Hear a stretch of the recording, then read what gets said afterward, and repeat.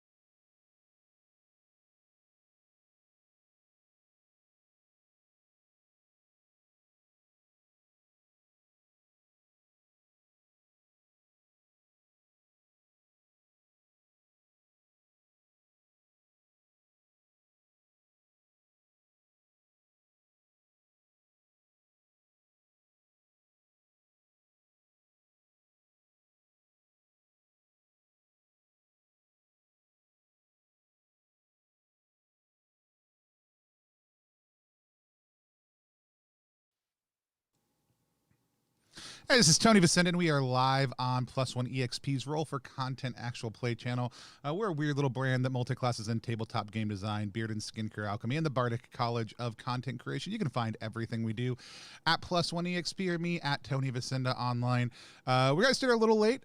We had did all of our character entanglements, which we'll tell you about in just 1 second. Ahead of time, but you didn't come here to listen to me talk. You came here to watch us play games. Let's meet some of the people we're going to be doing that with. We're going to start off with Kelly. Kelly, go ahead and tell people who you are and where they can find you on the interwebs. Hey, I'm Kelly at the Mind Right on Twitter. I do a bunch of live streaming stuff, Vampire the Masquerade and 5th edition, and you can find all that on my Twitter account. Because I'm really tired and don't want to have to do the spiel right now. Yeah, that's fine. Go ahead, but do tell us what's coming up next month. We're all gonna be doing some extra streaming because there is something coming up, and I do want you to mention that. Oh yeah, my partner is doing streaming for survivors. Her job, Wava, which is a rape crisis center, will be doing a weekend of streaming with a bunch of awesome people, including Tony. I don't know which direction you are, so I'll point in both directions. And we'll be raising money for survivors, and it's gonna be really cool, and I recommend you check it out. Yeah, so tons of great people streaming. I'll be on other people's streams. We'll have some streams here on the channel also too, so just keep an eye out for that. It's for a great cause. We're gonna drop down to Dan. Tell people who you are, where they can find you online. Hello everybody, my name is Daniel Spencer. I am a podcaster and musician and comedian. And you can find me pretty much anywhere at Dantendo64. And you can find, mostly if you go to that Twitter, then you'll find all of my projects there. Sweet. We do have one other player who we are not sure what happened to. Maybe it's technology. Hopefully a giant kaiju did not eat Sweden. If they did, then I'm going to feel horrible later. Katya may drop back in shortly, at which point we will bump into their characters. And I did say characters because we are playing a 80s horror-inspired DCC Level 0 funnel, but I'm going to let the creator of this funnel tell you a little bit more about that. Zog, go ahead and tell us who you are, what you do, and a little bit about the game we're about to play. Sure, I'm Zog. Before this just was a regular civilian and played music as well. This is my first, hey Katya, welcome back. This is my first foray into making any kind of RPG game, although I've been a player of RPGs since I was about 10 years old. And yeah, the Kickstarter is live. It's called Blackout in Crater Valley, and Tony was very kind to reach out to play this game live with me and with the crew here. And yeah, you can find me on Instagram at hard_elf. And I post stuff about RPGs, miniatures, tabletop war games, and my own projects. Awesome. And if you guys want to find more about the game we're playing, there is a short link right below all of our beautiful faces, ttrpg.link/blackoutks. Will take you right to the Kickstarter page. You can type that in and hop right over there. But Katya, we're glad to know that a giant kaiju monster like Godzilla did not eat all of Sweden. We're glad you're back with us. Just some interesting connection problems. Obviously, my Bluetooth interfered with my Wi-Fi, and that's why I got kicked out. Okay. Sorry about that. Well, no, you are fine. We just went ahead and we figured we could bump into your 4 teenagers whenever you got the problem solved. So, but we have not even started character introductions yet. But just tell people who you are, and if there's somewhere online you want them to be able to find you, tell them that also. Right. I am an astronomer, but most of all, a total gamer and geek.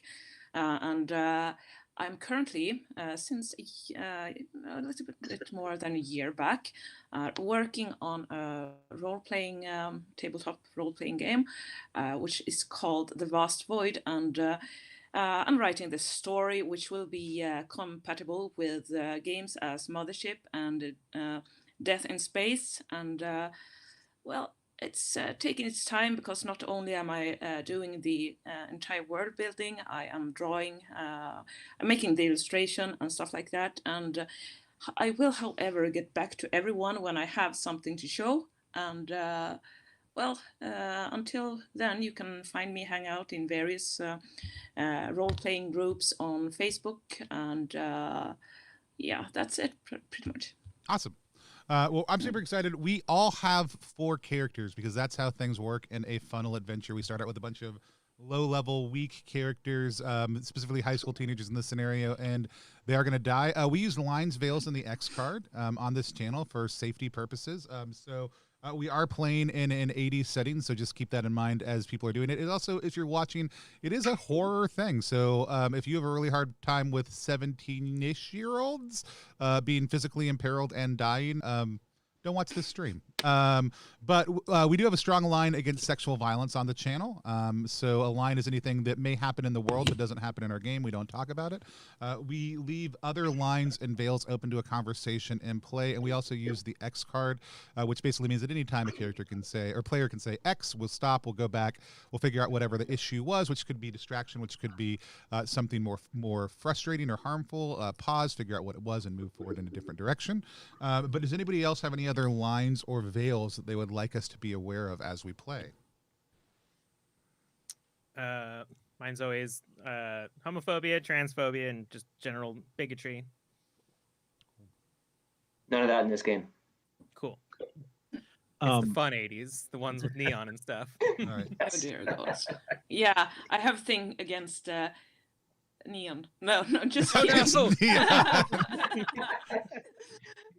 I will hide my hair then. No, your hair is great. All right. Just real quick, I do have a line of excessive inebriation. Sure. Cool. Sounds good. Mm-hmm. Cool. And then on a gore scale, Zog, given the theme of the game, how gory of a GM are you typically? Oh, I'm a 10. So there will definitely be lots of gore. It is a blood-drenched adventure. So I think definitely fair warning to folks. Cool. There'll be some graphic depictions of violence and gore. So if that's not okay, then yeah, probably worth skipping this. Cool. Yeah, and if anybody's getting uncomfortable with that level, we'll just have that conversation and play. Don't forget the X card. Don't forget any of that stuff. Oh, the numbers just dropped tremendously in the viewers. Like that's not what I want on my Friday morning. No, I'm super excited to play. It is kind of a hallmark of DCC that things are gory and drippy, and so I'm super excited to dive into it though. So Zod, go ahead and take us in whenever you're ready. All right, great. You're a group of friends, misfits from the small town of Crater Valley. This could be anywhere, this could be nowhere. For the last 17 years, you've chafed against the shackles of this backwater hellhole, and you can't wait to get out. Some of you will go off to college, others will get jobs in the local mill or move to the big city in search of a more interesting life. This is your last Halloween in town, and you plan to make it a memorable one. Everybody in town has already made up their minds about you, so why not live it up for one of your last nights of chaos before you grow up and join the rat race? You're all loitering in the Crater Valley town square, watching the last of the trick-or-treaters making their way home. The smells of Halloween linger in the air like burning leaves, guttering candles and jack-o'-lanterns, and the sulfurous miasma of spent firecrackers. You will await the arrival of your friend Julie before you plan to set off in pursuit of some mischief. It's unlike Julie to be so late, as she lives just a block away from the square, but you know her father, a world-renowned archaeologist, has just made a major discovery, and you assume she must be celebrating with him.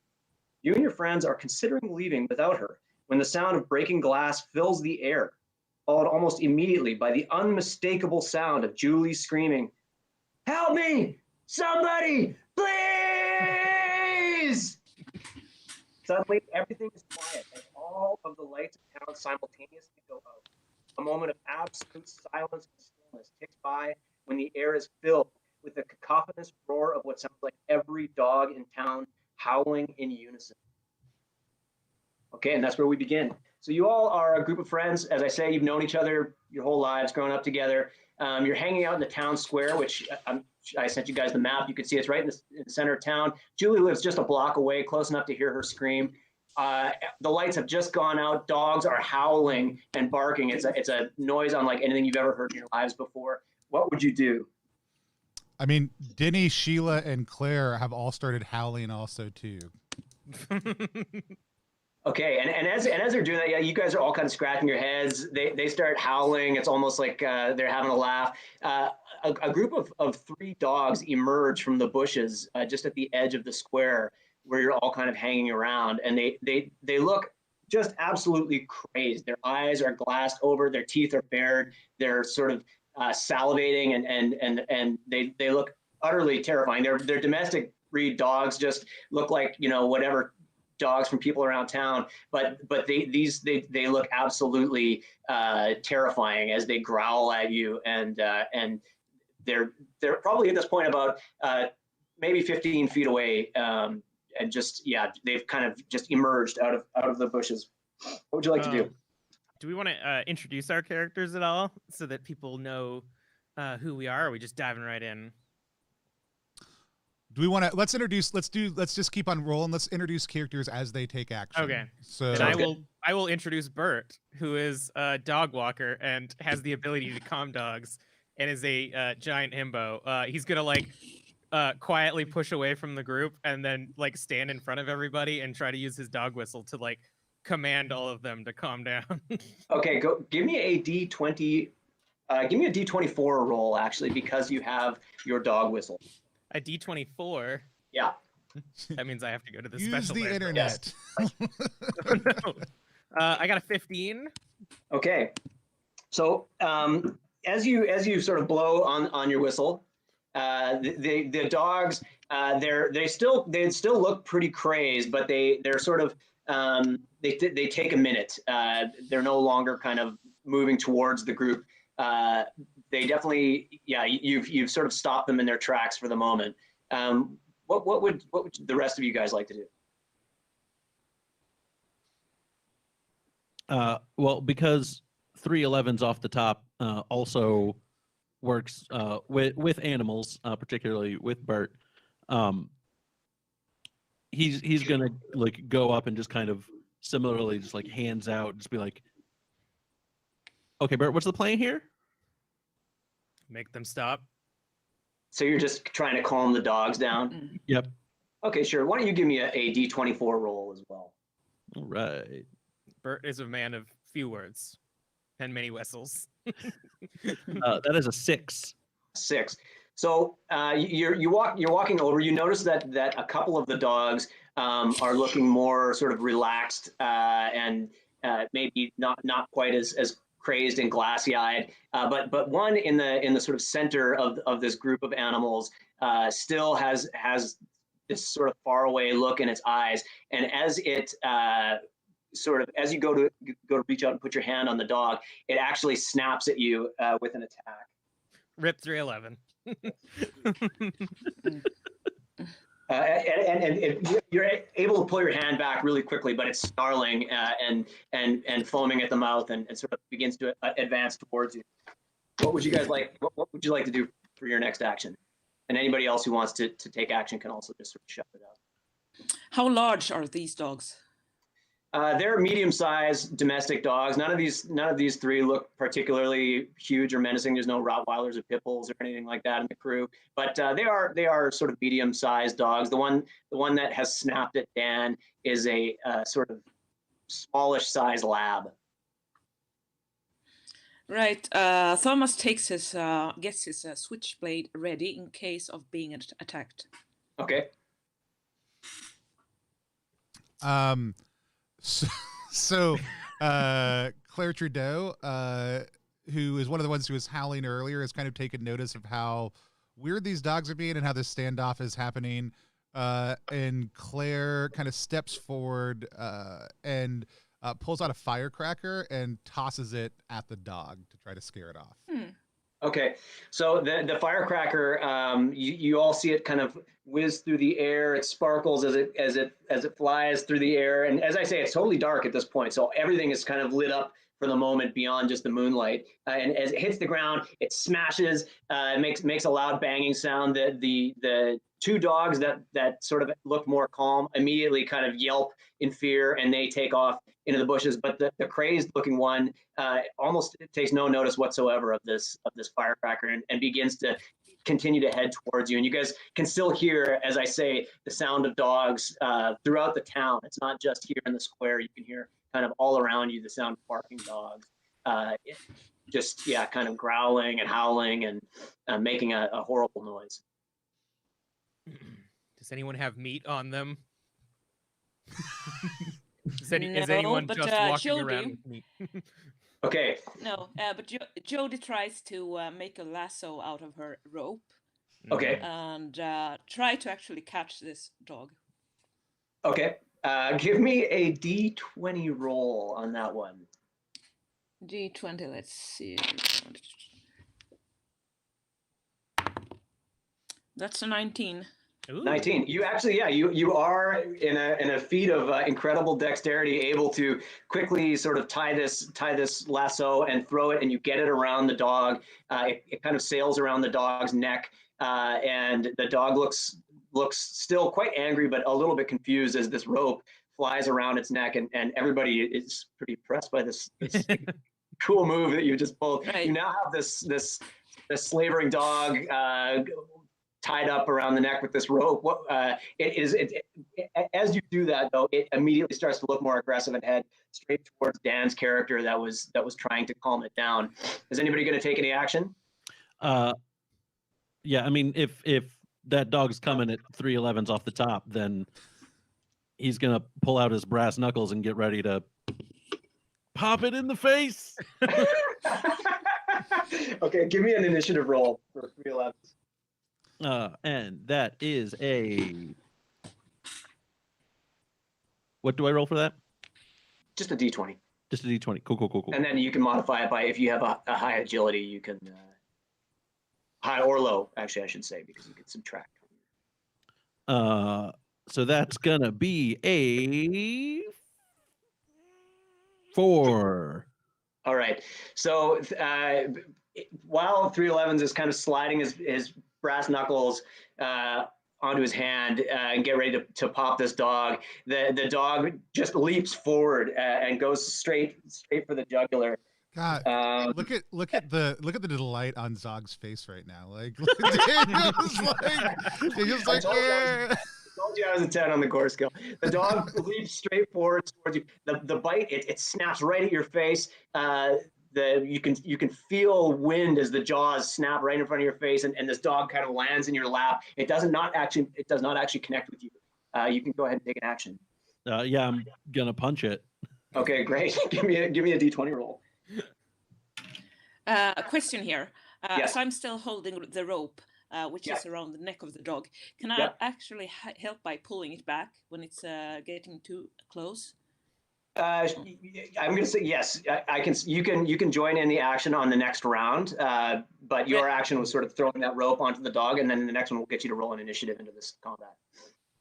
Cool. Okay, and 311s. That was your hit roll. So if you've got a hit modifier, you can add that onto the d20 as well. So that is a 14. 14. So you just punch this dog right in the face. Give me a d3 plus 1 for damage.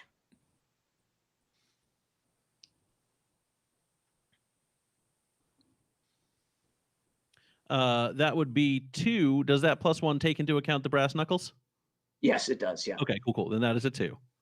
Okay, so you give this dog a solid punch in the face. Everybody in the crew of friends is looking just kind of just shocked. They've never seen someone punch a dog before. And the dog lets out a kind of menacing yelp, not quite a whimper of pain, but almost like a snarl as you punch it in the face, and it's kind of rocked back, but this dog is still kind of right on top of you.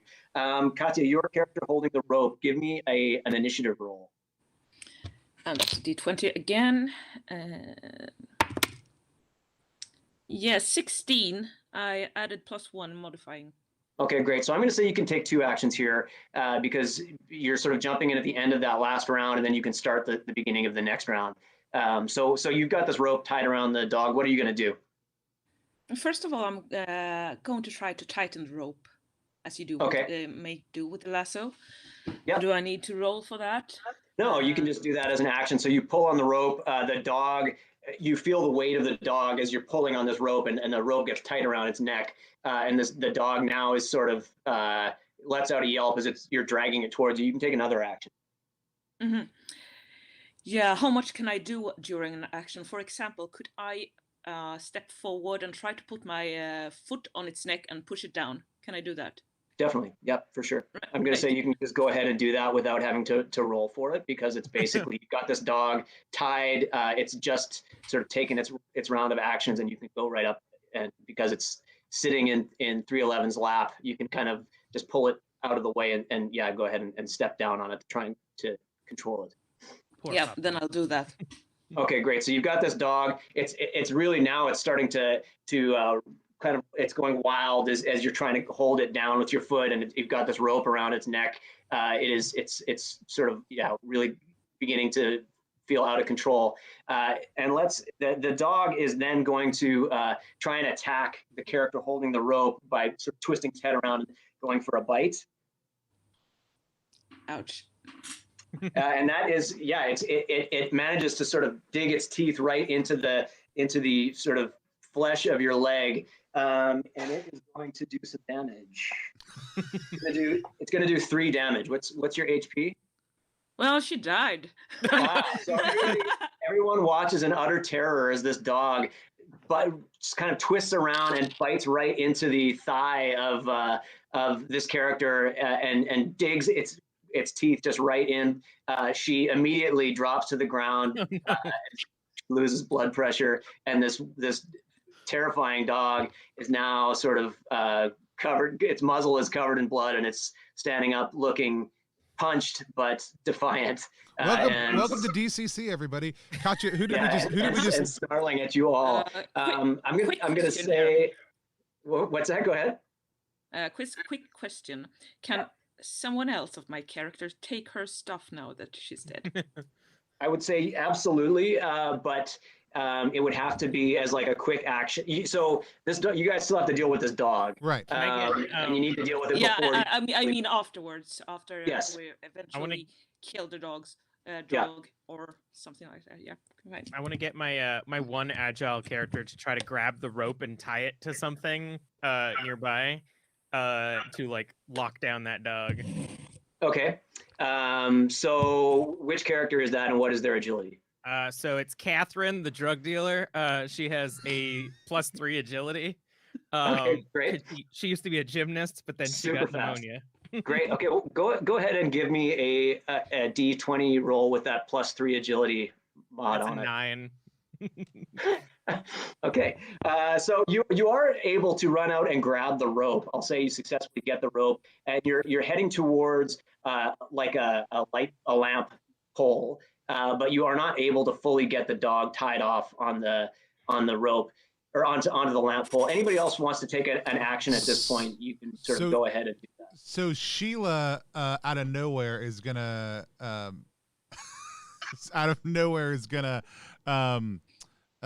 run up and just try to clock this dog across the face with her chain, because she is a punk in a leather jacket, and she don't take no guff or mashugana from no dogs. I like it.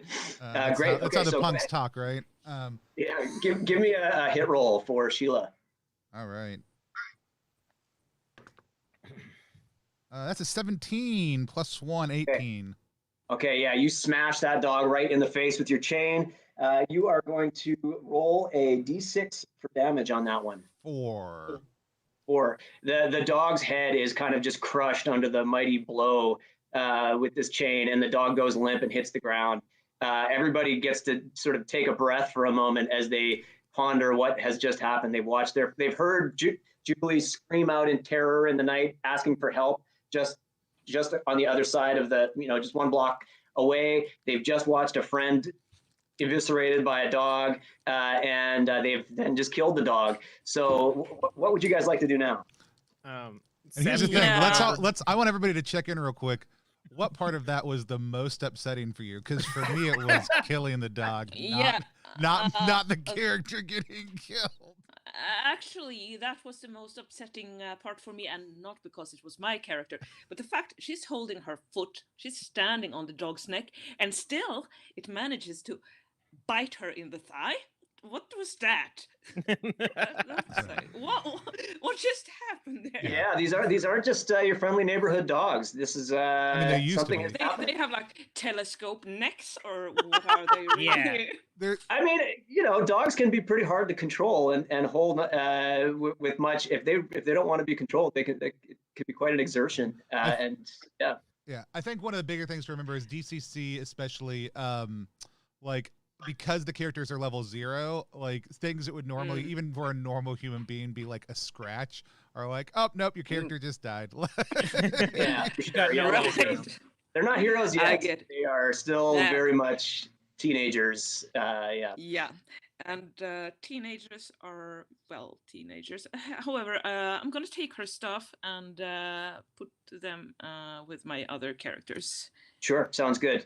So you kind of rush over and grab what you need to off of her body. What would you guys like to do next? The sound of the ambient sound of barking and howling dogs seems to almost be getting closer as the moments tick by. Well, Seb is going to take his action to run over to Jody's body and scream, "Not again! Not again!" And that's what I'm doing. Everyone else is composing themselves. Romy, who is pulls her, or my band nerd pulls her tuba case forward, and was like, "We need to go check on Julie. Like, we need to see what's happening." Pretty sure nothing good is happening right now. Which is why we need to go check on Julie. Or it's just going to start walking towards the screams without even consulting the rest of the group. Yeah, and you can see on the map her house is picked out there on the map. It's right there. Like, it's basically on the other side of a hedge, across the road, and there's Julie's house. So it would take you just a moment to walk over there. I should set the map up so other people watching can see it. I'm going to do that real quick. I mean, not there you go. Not you guys, but viewers can see it. Great. Yeah, that's some alpha level twitching going on. Yeah, I can't see. Where's the map? Where did you put it? It was in the Discord. Yeah, and then in the around. There's one around town channel, and so. Ah, right, there we go. So we were in the kind of the town center. Is that where we were at? Yep. Yeah, that's where you start. And then Julie's house is where from there? So it's marked Julie. Yeah, just north of the. There we go. One. Yep. So we're gonna walk across the street. Okay, so as a group, you guys kind of make your way across. It's just eerily quiet beyond aside from the howling of dogs. The city is or the town really is totally dark, and you guys cross the street and kind of hop over the front hedge to Julie's house. You find that the house is also totally dark, and you can't see. You're sort of walking up to the front door of the house. There's nothing sort of visible at the front of the house other than the fact that all the lights are off like everything else in town.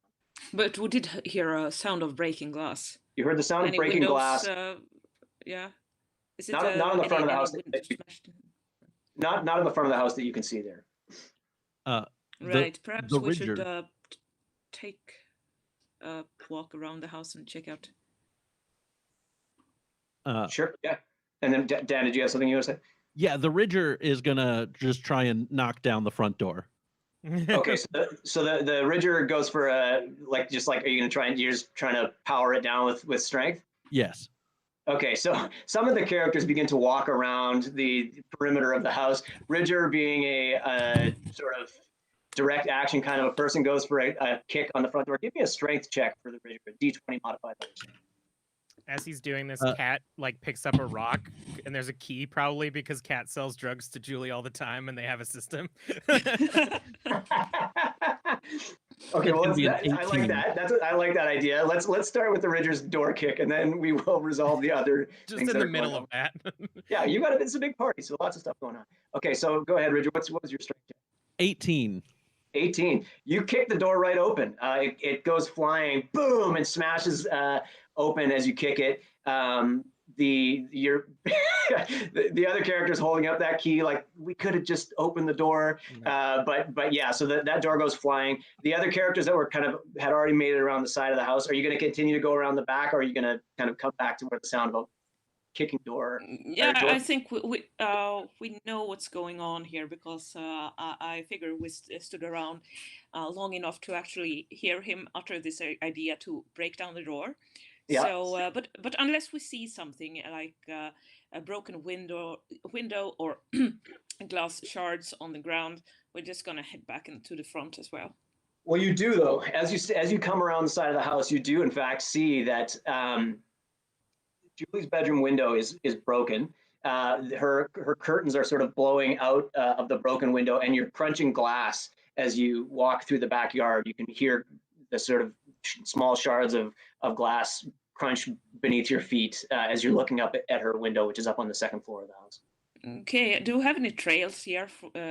Trails of blood or anything indicating that someone actually walked here, or is it just like someone broke the window but nothing more happened? You don't see any blood on the ground, like bloody footprints or anything, but you do notice that there's sort of dark streaking liquid on the broken glass on the window frame. Is the glass broken inward or outward? Based on what you're stepping on glass as you walk through the backyard, so it would appear as though it has broken outward. So this dark, sticky, did you say it's sticky or stinky? Streaky, so it's kind of streaking down. Streaking, right. Yeah. Right. So examining that a bit close. Oh, no. Oh no, not again. Oh no. The kaiju's back. Okay, well we've got a lot of characters to resolve actions for, so hopefully Katya will get sorted. Yeah, I sent some characters back there with Katya, but I think Romy is up front at the door because Romy would never go to sneak in someone's back door. That would be untoward. And so yeah, there is the back. I can describe the scene a little bit for you. This is like a suburban home. There's a large sliding glass door on the back of the house leading out to the backyard. There's kitchen windows and stuff on the ground floor. Upstairs, there are 3 bedroom windows, one of them being the broken window of of Julie's bedroom. There's a trellis that goes up the side of the house for some ivy to climb on that sort of goes up towards Julie's window. And that's kind of what and otherwise it's just a backyard. There's a large sort of tree and hedge there on the side of the yard, and otherwise it's pretty standard. And yeah, so that's the back door. The front door, for the front door of the front of the house, that has the front door just kicked open.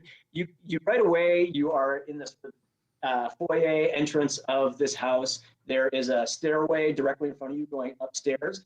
Right away, you can see that there is blood kind of streaking down the steps and pooling at the bottom of the stairs. There is, to your right, the living room, and you can see there's a sort of wooden crate sitting there on the living room table, and the top of it is propped to the next to the crate, and that's sort of what you see as that front door flies open immediately in front of you. As the front door is like flying open, the Ridger definitely yells, "The Ridger's here!" I love that. Okay, great. Yeah, so you kind of shout that out. There's no response as you shout it out. The house is quiet. Julie. Yeah, and again, no response. Nothing. There's no movement whatsoever from the house. I think Ty watches a lot of Columbo and Quincy and Hawaii Five-0. Someone just looked up 80s. Are you Googling? Someone just looked up 80s crime shows right detective shows. Miami Vice, Moonlighting. And so what I think they're doing is they're kind of like, they're walking past the door that just got kicked in, and they're like, their chin is a bit high now, and they're like, yes, clearly signs of struggle here, and are going to like try to investigate the surrounding for any additional signs of any. I would like you to do your best impression of this character doing Columbo. That's what I would like to see. Right now. Can't learn that on a Google search. Probably like pretending to have a whiskey. I don't know. Was Columbo a drinker? No. Like okay, so you're walking in as a fan of the 1980s crime TV genre. You right away do notice there's clear signs of struggle here. Describe to me what would be your first action if you were investigating, looking for clues in this way. So I think Ty has a pen, but forgot their notepad at home. So they're kind of like going up to the box and lifting up evidence with the pen to examine it, and scratching their chin a lot. Sure. So as you go look at the box, it's a wooden crate. Right on the side is stenciled "Property of Crater Valley Museum." Inside is just sawdust. There's some kind of, it looks like, it's not huge. It's probably like 1 foot square in all directions. It's full of sawdust. There's a slight sort of depression in the center of this crate, and there's the sort of lid of it is propped on the side, and as I say, it's stenciled "Property of Crater Valley Museum." That's what you see when you look at it. The rest of the house, in that sort of part of the living room that you're looking around, is, you don't see anything. There's no bloody footprints on the floor or anything. They roll up their Letterman jacket sleeve. They're not an athlete though, and start taking notes on their arm. And they're like, I believe that Julie's father, she was bragging about him finding something interesting. What if this was a robbery? Dun dun dun. Katya, we just flashed back to the front of the house for a minute, so we can pick up right wherever we dropped off in the back. Yeah, right, so I'm going to seriously kill my internet connection. I'm sorry again about that. No, it's fine. Oh, it's okay. Okay, no problem. So the rest of you are in the back of the house, and as I say, there's a trellis that sort of climbs up the side of the house with ivy on it. It leads to Julie's window, which is broken. The curtain's flying out. There's glass on the ground, blood on the windowsill. Otherwise, the windows are all closed upstairs, and downstairs there is a large sort of glass sliding door on the back of the house, and some windows for like the kitchen and the other parts of the downstairs of the house. Right. Is her bedroom window entirely broken, or is it like someone or perhaps Julie could have climbed out, or is it just like a small hole through it? It's quite broken. There are small pieces of glass still attached to the window pane, but essentially it has been utterly smashed out, and there's lots of glass all over the ground in the backyard. And yeah, it's definitely wide enough that a person could have gone through it. Have the other guys checked the upper floor? Not yet. What they saw when they opened the front door was a crate in the living room, which you just caught the tail end of it being investigated. And then there's a stairwell going upstairs. There was definite right away. They noticed bloody kind of a blood trail coming down the steps and a pool of blood at the bottom of the steps. Otherwise, they did not find any sort of blood on the lower floor. So this glass door at the back, is it open or is it locked? It's closed and it's locked. All right, then we'll just head back to the front. Okay. A game of Pinochle is actually going to try and climb that trellis. Okay, great. Give me a D20 roll modified by your agility. That is going to be, let me check the right modifiers, a 20. Oh, wow. So you just deftly climb right up the trellis, and you are now, it basically leads you right to the window. This was a route that many of you have seen Julie climb up and down in the past when she's sneaking out at night to meet you. And you sort of knew just where to step. And you climb right up, you look in, you're looking into her bedroom, and right away you can tell something very wrong has happened. There is blood really everywhere. Bloody footprints on the floor. There's blood. There's a little dresser kind of right there, but adjacent to the window. You can see that there's a bloody handprints on that. There's some kind of shape in the hallway just beyond her bedroom door, looking kind of like slumped down towards the floor. And otherwise, yeah, right away something is very wrong. And you can see, yeah, the room just looks quite terrifying, covered in all this blood. You can see there's a book sitting on her bed as well. I'm gonna climb into the window and walk over towards the book, but also just yell out, "Julie!" So Sheila and Crazy are gonna head up this trellis also too. Okay, so give me D20 rolls for both of them. That's a nat 20. Great. Okay, Sheila's right up there, no problem. And a 12 modified to a 14. Okay, so yeah, all three of those characters, one by one, are able to just climb that trellis and get up into the bedroom. You call out Julie. The characters downstairs hear a Game Maw's voice call out Julie's name upstairs, and they can hear the sort of thumping as people are coming in through the window. You all managed to make it over that windowsill without cutting yourselves, thankfully. But yeah, each one of you is sort of shocked as you enter the room and see blood everywhere. Describe to me what you would do as you step into this room. So you're going towards the form, right? Is that correct? A Game Mob? No, a Game Mob's going towards the book on the bed. Sure. So a Game Mob picks up the book, and it is right away. It looks very much like a journal. It's got a little tiny lock on it that is locked, and it is just it looks like a small sort of drugstore journal that somebody would write their thoughts in. I'm gonna put it right back down. That's not my business. Mob is a good person. Sheila is headed towards that body slumped in the hallway wall. Crazy, as soon as that journal gets put down, like slides open their switchblade and pops that lock off and picks it up. Great. Okay, so Sheila first steps out into the hallway and right away just gasps in horror as the sort of trail of gore continues out into the hallway. What she finds is that shape slumped against the wall is actually Julie's mother, who normally a very striking dark-haired woman. Her hair, right away you notice her hair is white, has like completely white, and her face is twisted in this look of total fear. And there's been a clear fight. She looks bloody, beat up. Her arms and legs look broken and almost twisted at weird angles. And she's kind of slumped against this wall, very clearly dead, and with this just shockingly terrified look on her face. And again, this shock white hair. And as I say, blood and gore continues out through the hallway. You see it leading into the next room as well. Guys, something bad happened here. Like, Julie's mom is up here. It's not pretty. I haven't gotten to that part of the crime scene yet.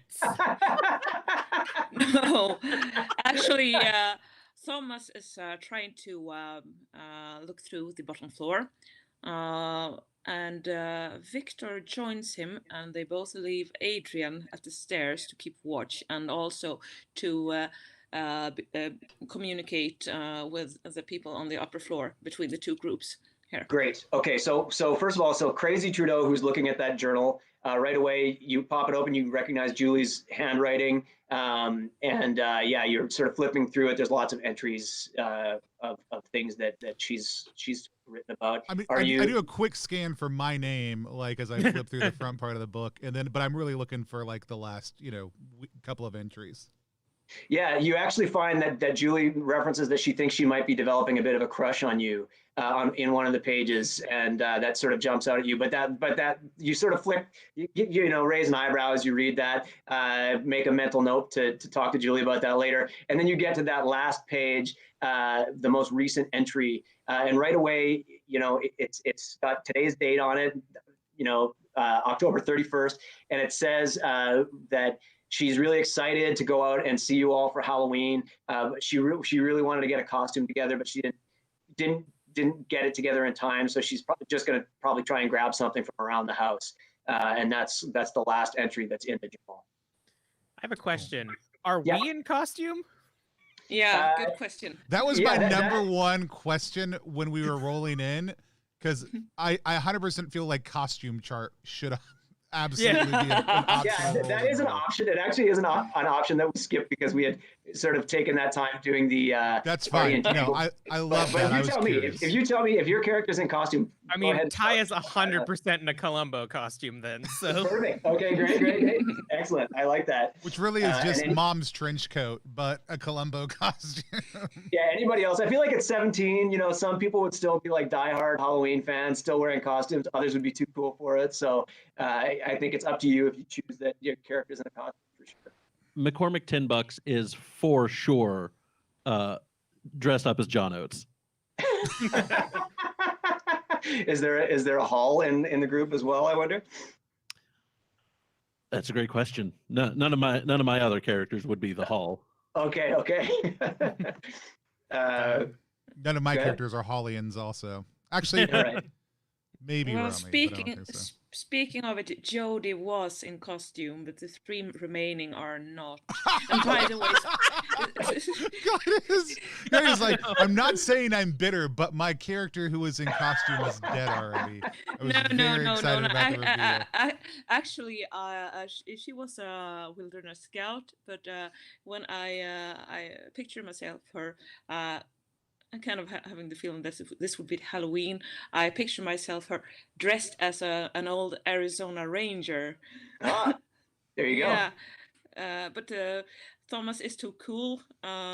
Adrian is too Adrian, and Victor doesn't really care. So, speaking of which, Jodie had a walkie-talkie, which is now in Adrian's inventory. Who has the other walkie-talkie? I don't remember who has the other one. The Ridger. The Ridger. The last character who needs a walkie-talkie. Good on you for keeping track of those items. That's good. That's important. Great. So, Bert, I was going to say, is there anything in the journal from around the time when she started talking about her dad finding the whatever discovery he just recently found?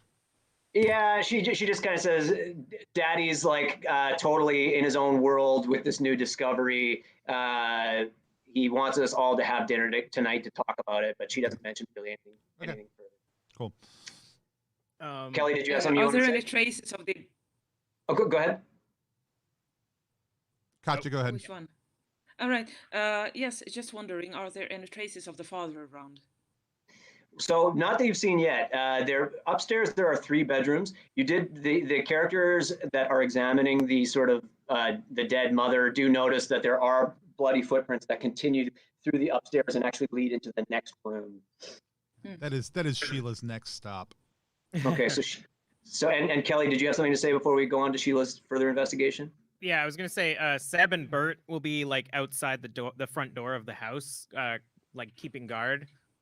Seb just bawling, and Bert in kind of an inappropriate He-Man outfit. And kind of inappropriate, like he's aware how inappropriate it is, or kind of inappropriate, like Bert has no idea because he's just super into how this He-Man costume. He's got no idea that it's inappropriate, and like people just keep checking him out, and he's completely oblivious to it. Kat is gonna be like stepping over Ty's investigation to go upstairs and start looking through some of the other rooms. Okay, sounds good.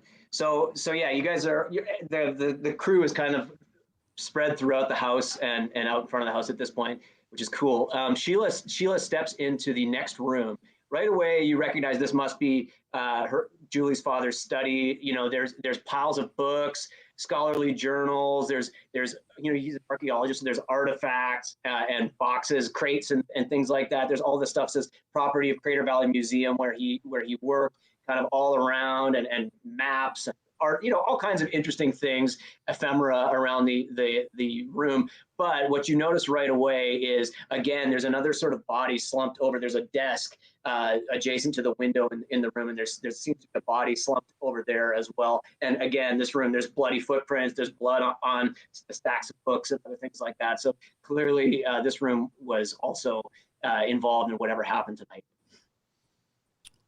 I'll look at the body. So as you approach the body, already reeling from the shock of seeing the horrifying scene of Julie's mother, you are taken further aback, truly to the point of almost questioning your sanity when you step up to this body. Right away, you begin to see this must be Julie's father's body. But as you approach, he's slumped over like this on the desk. But as you get close enough, it looks like you can see his face, he's looking at you, and you realize that his head has been twisted completely around and is looking backwards at you. It's just as your mind sort of puts together the pieces that you're looking at his back, but also the front of his face, it starts to dawn on you that something utterly shocking happened here tonight. His body is kind of slumped over like this. There's blood spilling out onto the desk, but he's sort of crunched up like that onto the top of this desk. Guys, I don't, this is, like, you all probably don't want to be here. That's Sheila's best way of probably expressing warning she doesn't want to be here. Yeah, sure. So, with that, the Ridger runs up the stairs, taking them like two at a time, and just like, what's going on? What have we found? The mighty Cat's Ridger. gonna be like, Ridge, can you like chill for just a sec? This is real things happening. And like I point at like the hallway, like I'm from the room, I like point at the hallway, like right next to Ridger's feet as he's taking these stairs, like he's probably landed in a pool of blood that like is on the carpet, and like point at Sheila's mom, and then like and then her dad's in here, and it's worse. How much worse could it be? Oh God! And at the same time, Richard hears the sound from the walkie-talkie, and after that, Adrian's utterly annoying voice, wondering what's happening. Oh God, I'm so glad you gave that walkie-talkie to Adrian. I just realized which character that was. He took it. I didn't give it to him. He took it. Cat's gonna like say, idiots, we need to call the cops. We're teenagers. We don't deal with this shit. Our friend's parents are dead and she's missing. Can we just call the fucking cops? Listen, if we call the cops, we have to wait for them to get here. By then, we could all be dead. We need to act now. I mean, I'm used to running from the cops, but this is a real ass thing that they need to handle. And so who's all in the room with Sheila? Is it just Sheila in the room with the father's body? Sheila, at this point? Kat, Ridger's in the hallway, and Adrian's on the walkie-talkie. Yeah. So yeah, all of you guys kind of pile in and see this grotesque scene. He's slumped over onto the desk. Yeah, and his head is twisted around. It's horrible. Yeah, the people on the bottom floor don't see it, which means that Thomas, Victor, and Adrian have no idea.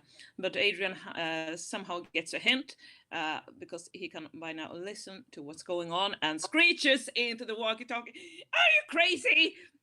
We need to call the cops.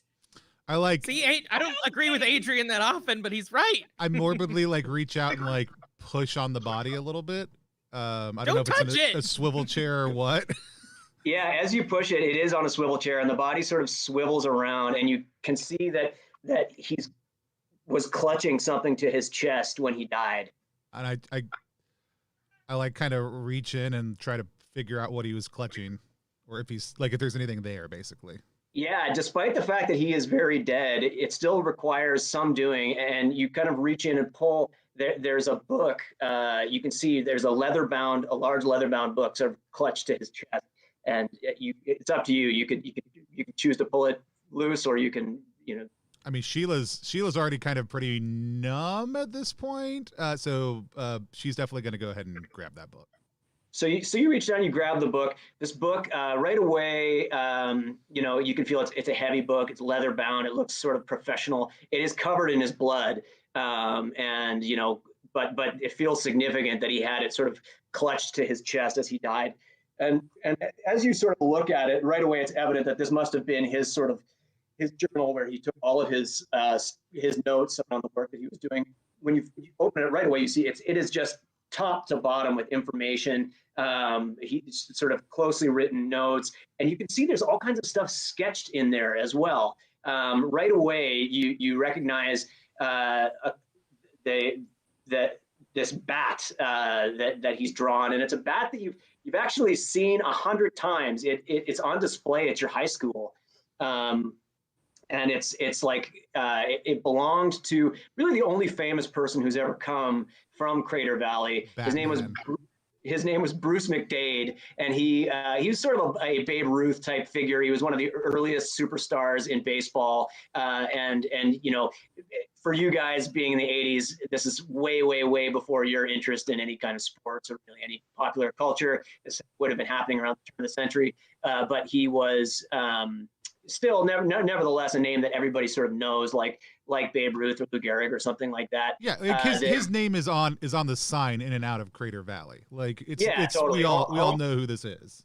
The home of Bruce McDade, and this baseball bat is always it's recognizable because it's a wooden baseball bat, but it has these kind of symbols etched into it, which everybody always just kind of dismissed as a bit of just a weird good luck symbol kind of thing that he must have carved into it. But you notice that actually those symbols are repeating throughout this journal. You haven't looked at it very closely, but you can see he sketched them out in different places. And there's other drawings too. A very odd looking mask. You see it on multiple pages that he's drawn from different angles. It's got, it looks like it must be made of metal or something. He's done quite a good job drawing sort of this reflective nature of it. But it's got sort of two eyes. It looks a bit like a drama mask because I have two eyes. But then there's a third sort of eye shape in the middle of the forehead, and the mouth is twisted on one side like a frown and on the other side like a smile. It's very, very strange looking, and these same sort of weird little symbols are sketched around the edges of the mask. And there's other items in there too. Right away, you recognize a couple of them. How much time are you sort of dedicating to look at this journal? I actually think Sheila is like, as all of a sudden realizes how much there is in this, with zero consideration for the importance and significance of this item, just starts ripping like bulk sets of pages out and handing them around to other people in the room, so that they can like kind of like look at this, like not like hands them the book, but it's just like this is the bat from the thing, and this is like look at this weird and just like is handing different people different parts of the book, sure, as she tears them out. So as you're handing them out, people begin to sort of take them from your hands and recognize them. And again, as I say, there's some different items, some things in there right away that he's drawn pictures of that you've seen around town. You never really gave much thought to. The first thing that you notice is a shroud. And the backstory of this town that all of you would know growing up there is it was founded by a sort of mysterious aristocratic young man from from what would have been the Austro-Hungarian Empire, now sort of Czech Republic area. And his name was Alphonse Novak. He came over, he was a doctor in Europe and came and was something about this place. It was as though he came straight from Europe, came straight to Crater Valley. There was nothing here at the time. It was an undeveloped sort of territory that he decided he was going to sort of. Which is crazy because that makes the name A Game of Pinochle feel way more normal for this small 80s town. Like true, this is a bunch of Middle European settlers had come there.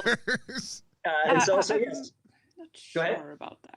Yeah, so he's a bit of a mysterious figure that everyone would know his name. And this shroud that you recognize is something that he wore at his suicide. He was one of the most interesting facts about this guy is that he committed suicide. And everybody, you guys have all had to take trips to the museum on field trips for school. It's always quite a boring affair, but pretty much the only interesting thing to a teenage mind at the museum is the exhibit about Alphonse Novak because of his suicide. And there's a few items that he had with him at his suicide, like this shroud, which is almost a poncho-like garment, but again, with these strange symbols embroidered into it. Right away, you're making this connection. Those symbols look very much like the symbols that are in the bat and in other places sketched throughout this book. And are all these things at like the local historical society museum, or are these things spread all over the place? So the baseball bat is is right on display in the cafeteria of your high school. The shroud is on display at the museum, and you also notice there's a ring that belonged to Alphonse Novak. It's sketched out in there as well.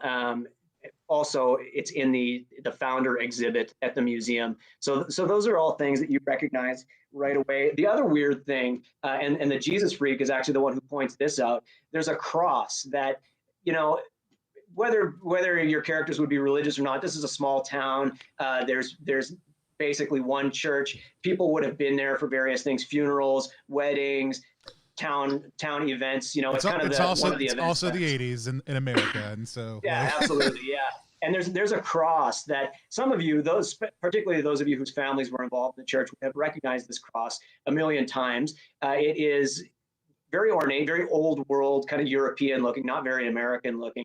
It's a cross that has jewels on it, but it's kind of it's always just been a bit of a joke because it's sort of crooked. It's not quite, the angles on it don't quite line up in the way that they would normally on a cross. And it's sort of the joke that it's like the product of like local shitty Crater Valley craftsmanship. You can't even get the lines on a cross right. But you're sort of surprised to see that's in the journal as well.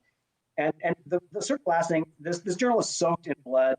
It's not easy to sort of make much out of the notes as they sort of ramble on and on, but there is a passage that he has written in there that you guys can sort of right away read, and I will read it to you. Let me tell you.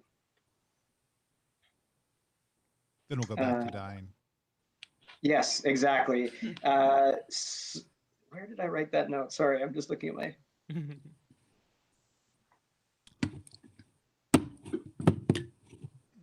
Okay. So there's constant references in there to the mask, and as I say, there are drawings in the sort of later part of the book. It comes up over and over and over again, but as I say, it's hard to make out these notes. You do see that there's one entry that you can read. It clearly states that he has brought the mask home, and he'll be able to provide more detail once he's had a good opportunity to assess it in person. He finally states that Gideon at the museum was a fool to believe that the mask was only folklore, and that he cannot wait to surprise him by wearing it to work on Monday. So as you guys are doing this, you're all kind of looking through this book. Something about it feels very significant and strange. You can hear the sound of a siren getting closer to the house as you're doing this. Oh, thank God someone called the cops. Wait. Shit, of course I called the cops! I need to drop something off. Nothing. Nothing, it's fine. And so the characters out in front of the house, they can hear the sound of the siren getting closer, and they can see in the distance sort of flash of red and blue lights, which carries a long way on a dark night like this with no sort of other lights in town. Cool. Yeah, Sheila is like, as soon as you hear the cop noise, is like on edge, grabs whatever pages of the book she grabs that she hadn't handed out yet, maybe the note about the mask, and it's like I gotta go, I gotta get out of here. Yeah, Sam. I think we should give. Oh, go ahead. Go. No, you. Sorry. I was gonna say. I think we should give these notes to Ty. This is their thing. They know that museum inside and out. They'll figure this shit out. I mean, did we check everything? Is Julie here? Do we know if she's in her room or she's not in her room? She wasn't in her room. Is there any room that we haven't checked yet? The only other room is the master bedroom for the parents on the top floor, and you notice there's no bloody footprints, nothing. That room seems to have been spared by the carnage that took place here this evening. Okay, let's get the fuck out of here. Maybe I don't know, regroup, figure out what we're doing. Adrian yappers about collecting all the things, the bat, the shroud, the rings, and then burn it. Burn it! You want to burn the cross? This isn't an RPG. This isn't D&D, Adrian. This is real life. I think Sheila is the one kind of holding most of the paper at this point. You said that you wanted to grab all that and sort of get out of there. How would you guys make your exit from that? Go ahead, Katya. Hopefully they have been talking some, and Adrian overheard through the walkie-talkie. Sure. Unless the Ridger, of course, got tired of his really, really annoying voice and just turned it off or chucked it out his window. No, the Ridger was definitely making sure that all the information was shared. Yeah. So yeah, Sheila's booking it towards the front door. Okay. Yeah, Kat's gonna grab Ty on the way out. Yeah. Okay, so multiple characters kind of make a beeline for that front door. Clearly, there's varying levels of willingness to talk to the police, especially after having just tromped your way through a bloody crime scene. And yeah, you guys, you make it out the front door. You can see those blue and red flashing lights getting closer, the sound of sirens getting closer. Describe for me what you will do next. McCormick is gonna say, I think the idea of gathering the things is probably a good idea. I feel like that might help us in some way. So maybe we should split up, and some of us should go to the high school, some of us should go to the founders exhibit. Oh no, we lost Katya again. We did. That's okay. We've got lots of characters to handle what's going on in the moment. She'll be back soon. Bert is now just carrying Seb because Seb collapsed in tears, and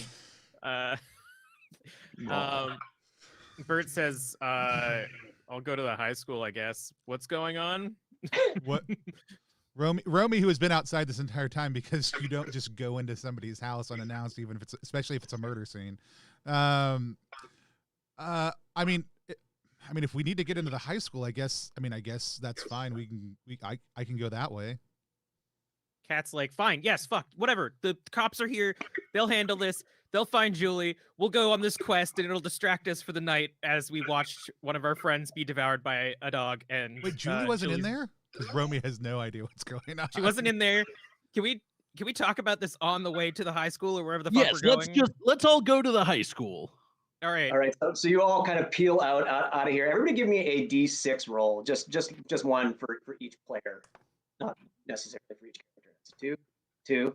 I rolled 2 5s because I was rolling for Katya's characters. Perfect. Also. Okay, so you all managed to sort of head around the house. You can see as you're having this conversation, everybody's arguing. It's total chaos. You can hear and see the police are basically pulling up to the front of the house, but you do manage to get around the back and hop over this hedge. You're sort of diving through alleys, people's yards, getting further and further away from the house, and you can you're leaving the sound of the police behind you. The ambient sound of dogs barking and growling continues to persist around town as you go. The power is still out in town. Welcome back, Katya.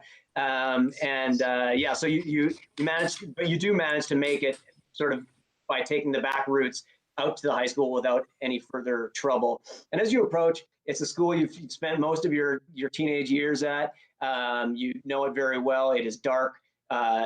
You know, and all of the doors and windows appear to be closed as you approach.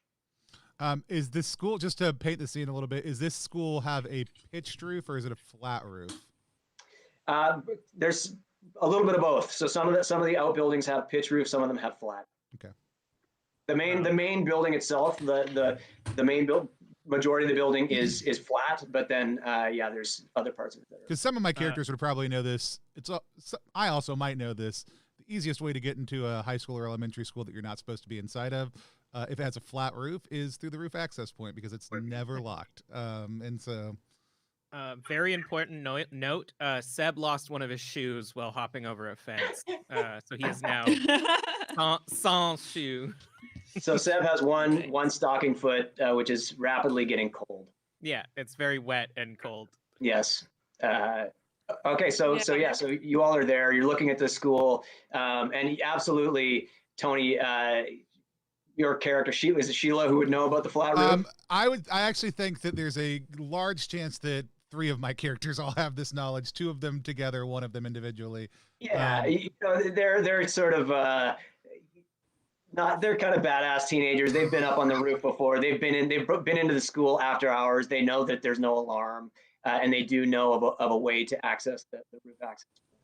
Lots of times, I don't know if you guys know this, school buses have ladders on the back of them, and they'll usually park them right next to a school building. And it might be easy to climb up one of those ladders, get on top of the school bus, and then make the short 2 to 3 foot jump from a school bus to the flat top of a roof. I'm not saying that anyone should do it. I'm just saying it's not that hard.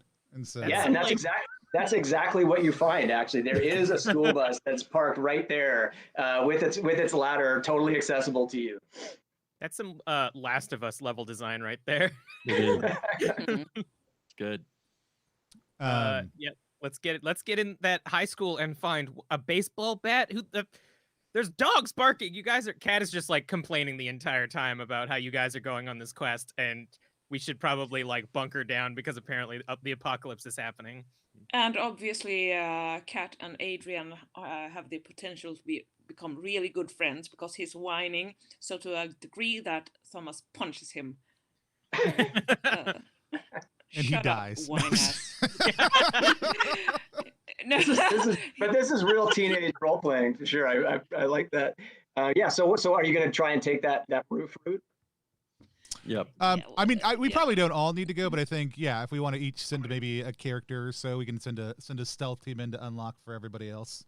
Because really, the easiest way is to send a person in and then have them just pop the doors and let everybody else. The bad thing is that but if so, I'd suggest that the rest of us who won't be stealthy and who won't go through the roof actually sit tight and wait for the others to unlock for us. Yeah, we could actually hide on top or inside the school bus, and just keep watch of the dogs. Yeah, you actually can kind of pry that. You actually can kind of pry the school bus doors open for anybody who's ever attempted that before. It's not difficult. Yeah, to get in the 80s. Nowadays, Right. they do electronically lock, but historically, it was a very easy thing to do. Yes, but in the 1980s, it would have been no trouble for you to sort of to get inside of that school bus. And any character that's trying to get up on the roof, give me a D20 roll modified by your agility. Yeah, unfortunately, Kat would be very good at this, so she'll like reluctantly offer because she doesn't want other people to get hurt. 15. Ooh. I got a 14. Okay, yeah, so 13.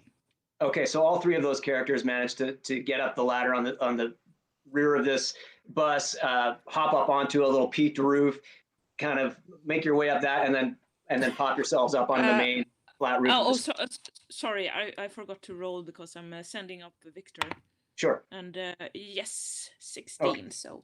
Okay, great. So yeah, all 4 of those characters hop up onto the roof and head straight for the roof access point, which there, it's basically a trap door on a flat part of the roof of the school. And as you walk over to it, you find it very easy to pop open. And there's a ladder that leads down into like a little office, kind of, not quite a broom closet. They oftentimes lead into a janitorial access point. Is kind of one of the most common places. And not that this is a personal bit of knowledge that I have. But. Yeah, I was gonna say in there's a mop bucket and wringer and all that kind of stuff. Cleaning supplies. Yeah, go ahead, Kelly. Cat 100%, because I probably don't need to ask. There's an empty Folgers cup full of like ashes, right? Because someone comes up here to smoke. Yeah, definitely. Yeah, it's overflowing with cigarette butts and ashes. Cat's gonna check for any usable roaches in there. And you do, yeah. With some digging, you find a very resin encrusted sort of yellow brown roach right kind of near the top. Cool. She's like, this is currency, or also people keep fucking dying and we might need to calm ourselves at some point. Great. Add one roach to your equipment. So the rest of you kind of drop down into this janitor's closet. Yeah. And then I guess we make our way to the cafeteria. Oh wait, no, we go let everybody else in. So we go then travel back to whatever door is closest to the bus. Yeah, so you kind of make your way down. The school's totally quiet, totally dark. You can see moonlight streaming in through the various skylights and classroom windows, but there are long sections of hallway that are actually quite dark and spooky to pass through. But you do make your way down. Go ahead, Katya. Do we hear any sounds other than our own? Those we make ourselves. You think maybe for a second you could hear some kind of noise from deep within the school echoing through the hallways, but otherwise it's quite quiet. And as you make your way sort of down to that main floor, you push open the bar that holds one of these doors open and signal to your friends that are in the bus, and sort of wave them over to come into the school. I feel like Adrian should be trying to get everybody to sing some sort of camp song just to raise everybody's spirits. Calm them all down, yeah. Seb will join in, but through tears. Just kumbaya. Yeah, so my lord. Exactly. Yeah, these campfire songs have had a bit of a calming effect and helped, at least settle your nerves a little after this already very chaotic evening. And the crew heads into the school, and as the last of you pile into this sort of open area that you're all standing in through this door, you hear what sounds like the sound of breaking glass from sort of down there. You're sort of in this kind of atrium type area that has sort of glass skylights overhead, and there's it's an area for kids to hang out in between classes, but it sort of bisects a large hallway that leads to where the cafeteria is, and you hear a smashing glass sound coming from what sounds like toward the cafeteria. Is it around where we know that the baseball bat is shown? Yes, it is. All right. Well, it seems like someone else had the same fucking idea as us guys. But we have the book. But they have the baseball bat. And next is the shroud and the ring. So let's hurry. Mm-hmm. Okay, so you all kind of rush towards the sound of this breaking glass as you round this corner and look down the hallway. The hallway is probably about 60 feet long, and before it sort of opens up into that wider cafeteria area. On your right and left, both sides are lockers, sort of lining this hallway with a couple of doors going into classrooms. But you can see directly ahead of you, the glass case that normally houses the McDade bat has been smashed. There is a figure standing with his back towards you, looking at something at the sort of end of this hall, right, in front of this smashed display case. What does a figure look like? Height? Is it like? So can we determine whether it's a man or a woman? Yeah, he's a middle-aged, heavy-set man, balding, wearing coveralls. Right away, as you sort of take a second to think about it, you recognize that this must be Gus, the school superintendent. Oh no. Right. I am going to yell out, "The Ridger is here!" and run forward and try and tackle him. And you're just going straight for the tackle? I love it. Okay. Okay, awesome. Give me a D20 roll. I won't make you roll initiative because prior to you yelling "The Ridger is here," he had no idea that you all. The shock and awe of the Ridger arriving was, That is like, this is a human man. This is a person. What are you doing? That is an 18. 18. Yeah, you go barreling into this guy and just sort of tackle him down to the ground. Give me D3 for damage. You're gonna kill Gus. That's right, Ridger. That's 2. 2. Okay. Yeah. So you clobber him. I mean, you get a bear hug around him and smash him down to the ground, and you both go kind of skidding along the linoleum. You hear as his head actually smacks against the ground with force as you hit him down there, and he lets out this sort of groan as he hits the ground, and then he kind of is wriggling around to see who's attacked him. What's everybody else doing? Sheila's like right on Ridger's tail because she doesn't like how she refers to him, Greasy Gus. She thinks he's kind of a perv, and so she's going to run up, and as he tackles him, she's going to kick him in the face. Oh God. Okay, awesome. Give me. Go ahead. This is everything Sheila's ever wanted, is just to rage against this town. So. For sure. Katya, were you going to say something? Yeah, as it is Halloween, which means a weekend, Thomas finds it utterly strange that the intendant should be here right now, at this point, this time on the evening. So he has some kind of sneaking suspicion that, which he's had ever since the attack of the unnatural dogs, that something is perhaps not possessing people, but the equivalence of it. So he kind of draws his switchblade again and aids the others, while Adrian backs off, waving his Bible in front of him. Give me a D20. Give me a D20 roll modified by your agility for Adrian, waving the Bible. Oh man, he's our cleric, guys. The dark secret slips out. God, that's a natural 20. A natural 20.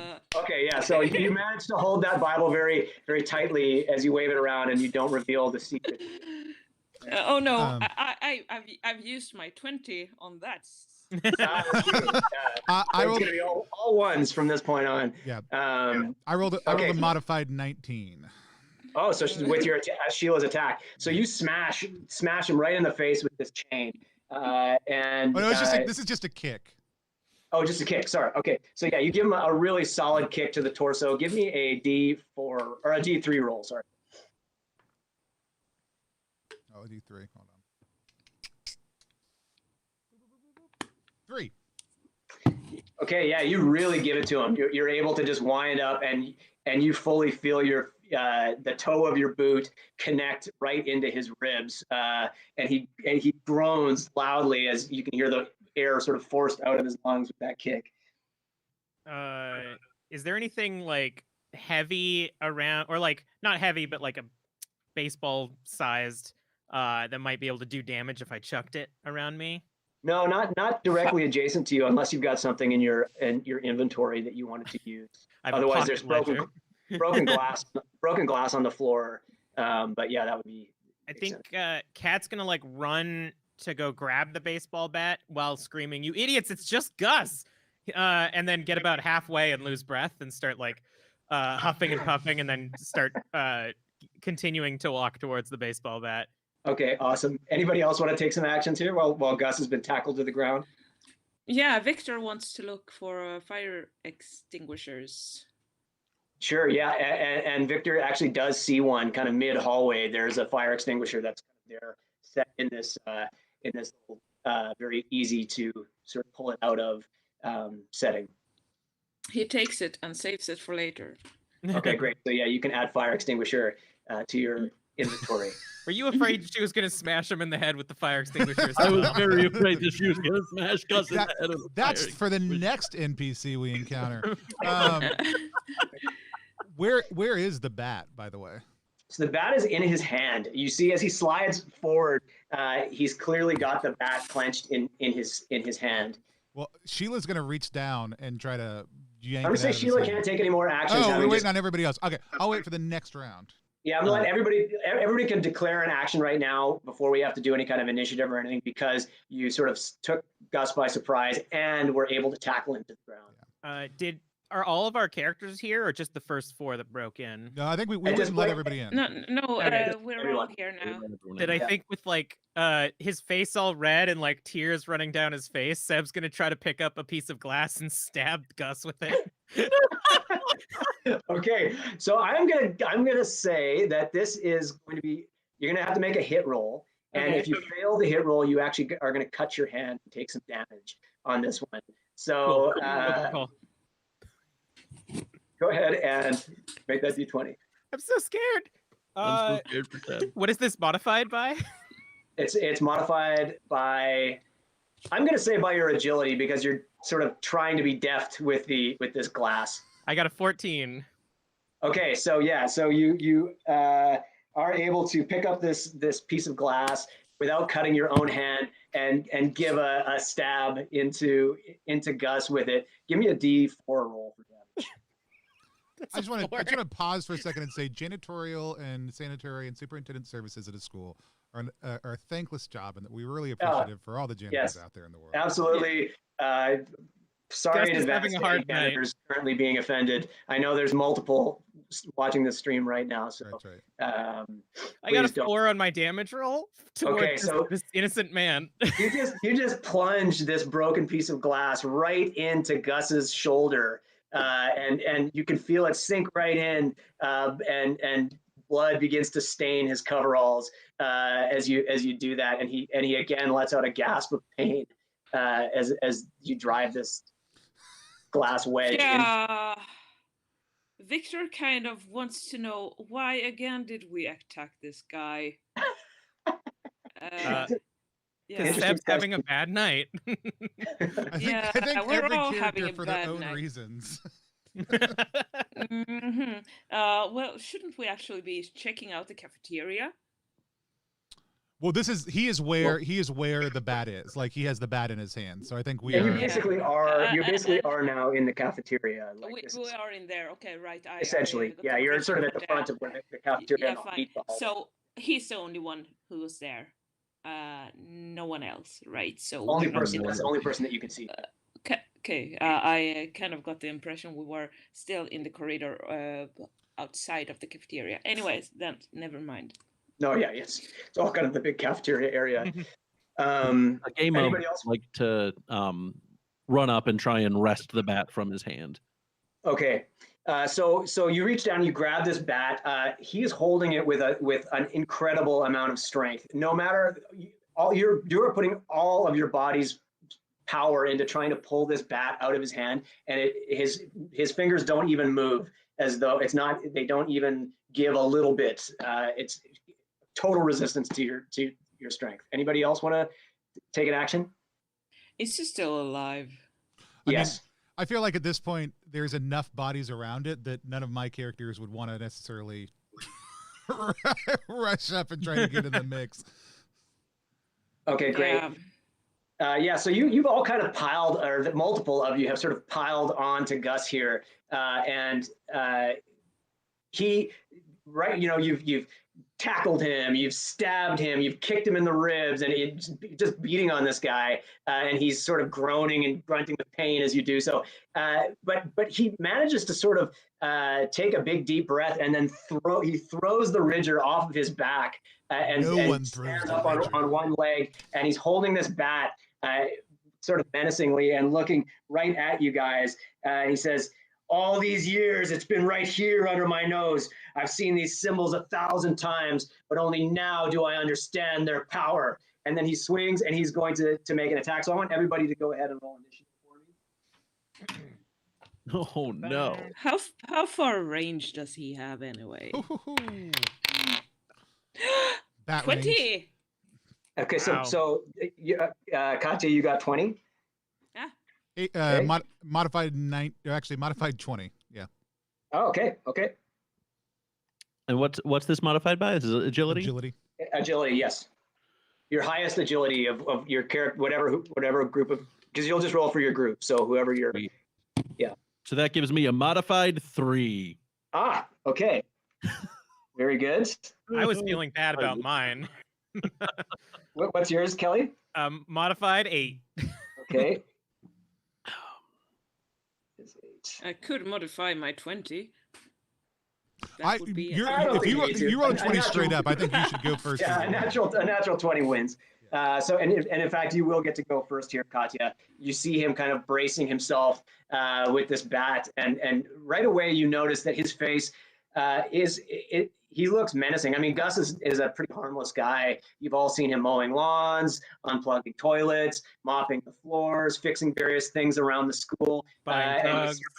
Yeah, occasionally buying weed. But you've never seen him in any way look kind of menacing, with the exception of Sheila, who has an axe to grind with Gus, as we've already just discovered. But just look in his eyes is terrifying. He's looking right through you, and his face is sort of stern and just looks like a different person almost. Like he's just kind of like the dogs, the faraway gaze. I'm gonna let Victor act for this one and spray that foam of the fire extinguisher right into his face and his eyes. Okay, give me a D20 roll for that, a hit roll. Right. Can I modify it in a way? It'll be. Actually, no, not for this, because there's not really. Right. Yeah, it's a success to fail with this. Oh God. Another 20. I need to fail this. See, you said you wasted. You wasted that 20, but this is 3 20s in a row. She's worried about the backlash now. She's worried about. Yeah.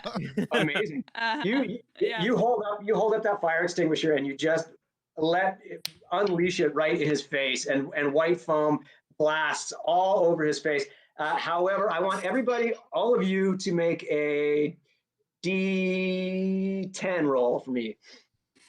For anybody that's like near there, or all of us? Yeah, for any of the characters that are near him. People who just Seb for me. People who are not in the combat or in that sort of. Okay. I'll have to roll 1 D10 then. 5. Okay. You got a 6. Seb got a 6 as well.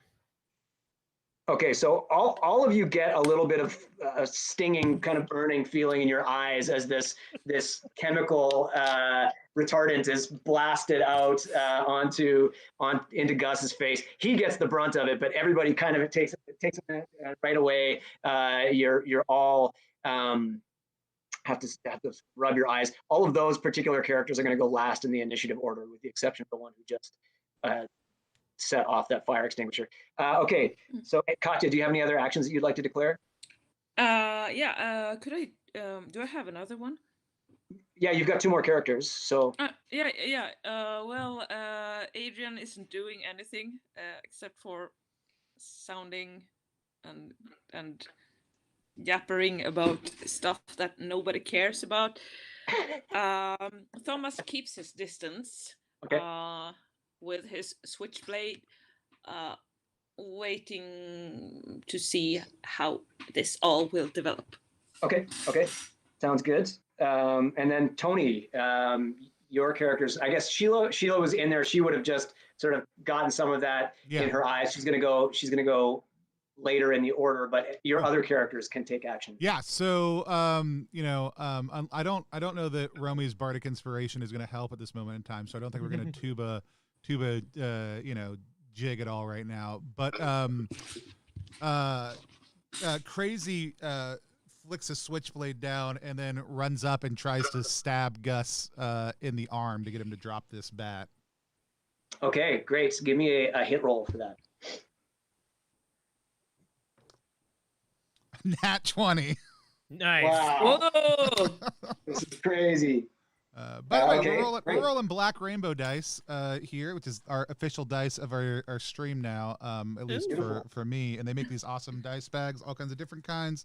But they also just rolled a nat 20. So go check out Black Rainbow with no vowels dice to do some awesome bags, awesome dice, and awesome. That's no coincidence. They only roll critical. That's right. Okay. So Tony, I'm going to ask you to give me a D4 roll before we calculate the damage on this attack. That's a 3. 3. Okay. So you manage to hit him sort of like just right in the shoulder.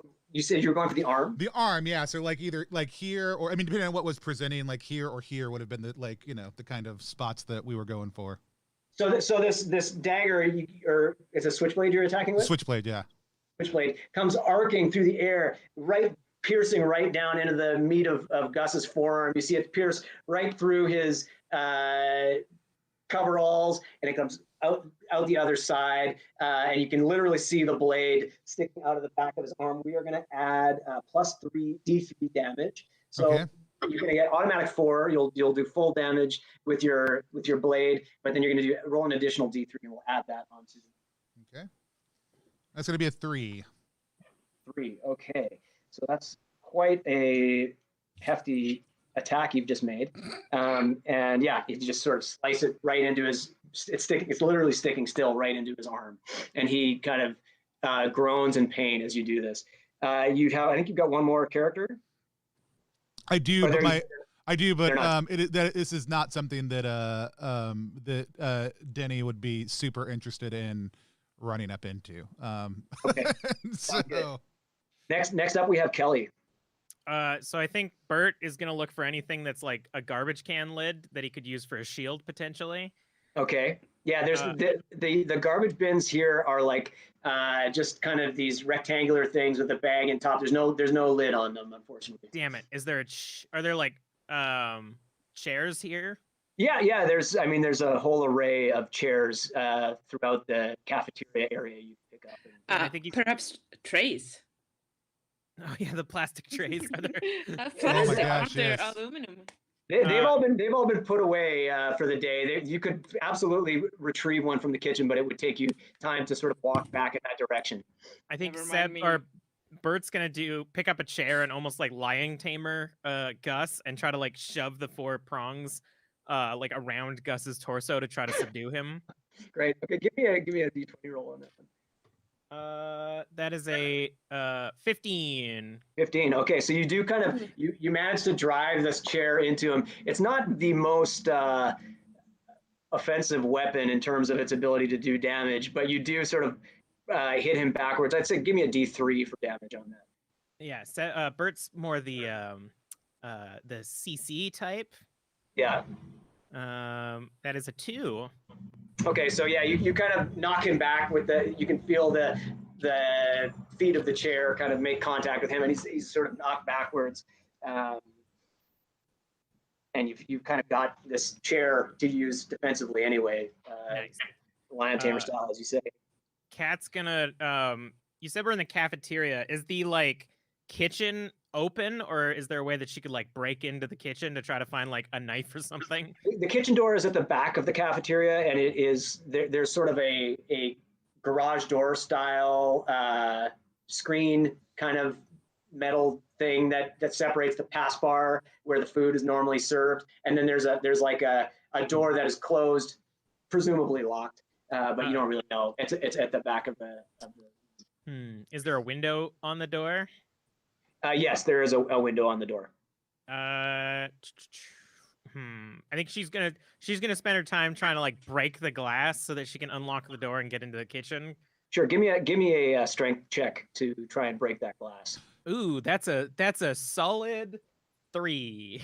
3, yeah. So you just kind of you kind of give it your best elbow. You're trying to break this glass, and you just really hit your crazy bone against the glass and let out "ow!" And everybody who's in the combat takes a moment, including Gus. They all take a minute and look at you as you yelp out in pain, and then they continue to fight each other. And I think what would Ty be doing? Something very smart. I think Ty kind of like catches the tail end of the start of this encounter. Is like, wait, what did I miss? What did I miss? And they're gonna spend time, I don't know, like tactically watching Gus to see if he's got any weaknesses that they could support the group with. Sure. Okay. So I'm gonna say you can give yourself +2 on your next roll because you took some time to think about how you might best make an attack. Yeah. they're kind of like shouting out advice for people from watching Columbo fight. Exactly. Of course. Columbo. I like how much Columbo is coming up in this. This is my mom. My mom. All right. So Dan. All right. So 311's off the top is. I mean, just gonna kind of pile on, really. He's a bully. He does one thing, and that's punch well. So he's gonna want to run up and punch Gus too. Great. Sounds good. A punch has got a punch. Go ahead and give me a hit roll. It's gonna be let's see, with the modifier. That's no, so that's a 9. Yeah. So you kind of give him this big wind up and go for a punch, and he just dodges right out of the way, and you just punch air. I wonder if at this point 311's like, maybe I'm not as good of a bully as I thought. Yeah, he's like these other people are way better like, at beating up things than I am. He would never admit to that. Or my heydays are over. Totally, yeah. Time to take up knitting. Have It's time to Did I become ever a cop. really have it? All right, so next up is going to be McCormick, $10, and she's not in deep in the fray itself, so I think she's going to chuck her bag of dice. Okay. At Gus to try and distract him, knock him more off guard. Is it a crown Okay. bag? Is it a crown bag? Like from Dad's liquor cabinet? Yes, it is. It is a crown bag from Dad's liquor cabinet. The only place to store your dice. Go ahead and give me a hit roll on that one. All right, that one is a 7. So, she in her desperation takes this bag of dice and just kind of throws it at him, and it just flies right past him. You all hear the familiar to you, probably unfamiliar to all of your characters except for her, sound of a bag of dice hitting the floor and sliding along. Yes, thank you for that live sound effect. Fully working there. Right. Yes, perfect. I feel Okay. for her. Lost her dice. Oh, no. Yeah, I know, totally. But I really feel like she needs to make a meta comment about having rolled a 7 on her. for sure. Okay, and I think you've got some more actions. Well, I think the Ridger and a game of were both caught by the Spray. spray. So Right, that makes sense. Okay, so let's go ahead and get started with all the characters who were caught in the spray now, because we're at the bottom of the initiative. So Katya, you have one character who got hit by the spray, right? Yeah, it's Victor. The other two aren't really participating in battle. Victor kind of been able to wipe his eyes clear. They're still burning a little bit. He could take an action. Yeah, he's going to shower Gus once more. These things usually you can only blast them off the once. You kind of spend it Then charge. He really doesn't want to do this because he doesn't really see the point in attacking this seemingly innocent man. But at the same time, he has noticed that that Gus has something in common with those dogs. In many senses of being totally out of it. So he actually tries to swing the extinguisher and hit the head of Gus. Great. Okay, sounds good. Give me a hit roll on that. Mm-hmm. We knew it would come into play. 17, no modification. Okay, yeah. So you swing this thing in an arc. It's a big, heavy piece of metal, and it smashes right into his head. Give me a D4 for damage. 3. 3. Yeah, you just everybody hears a loud clang as this thing smacks off of his head. It clearly a big welt on his head just immediately begins to form. Blood is trickling down into his face, and that was a mighty blow against his head there. It's extra noticeable through the white of the foam that's surrounding the rest of his face. Exactly. Okay. And that was your one character, right? That was delayed in the order, Katya? What did you say? You just had one character that was at the bottom of the round there? Yeah, the other ones haven't really gotten into the battle yet. Sounds good. Tony, you've got Sheila to take an action at this point. She's also kind of clearing this foam out of her face. Yeah, so she clears the foam out of her face, and she looks over at this guy who's just been brained in the head, stabbed, and is still going. So she like as the fire extinguisher gets brought back, is going to try to take her chain and just bring it across this guy's face, because the fact that he's still up is, and with everything else she's seen, is just terrifying. And so also she hates this dude.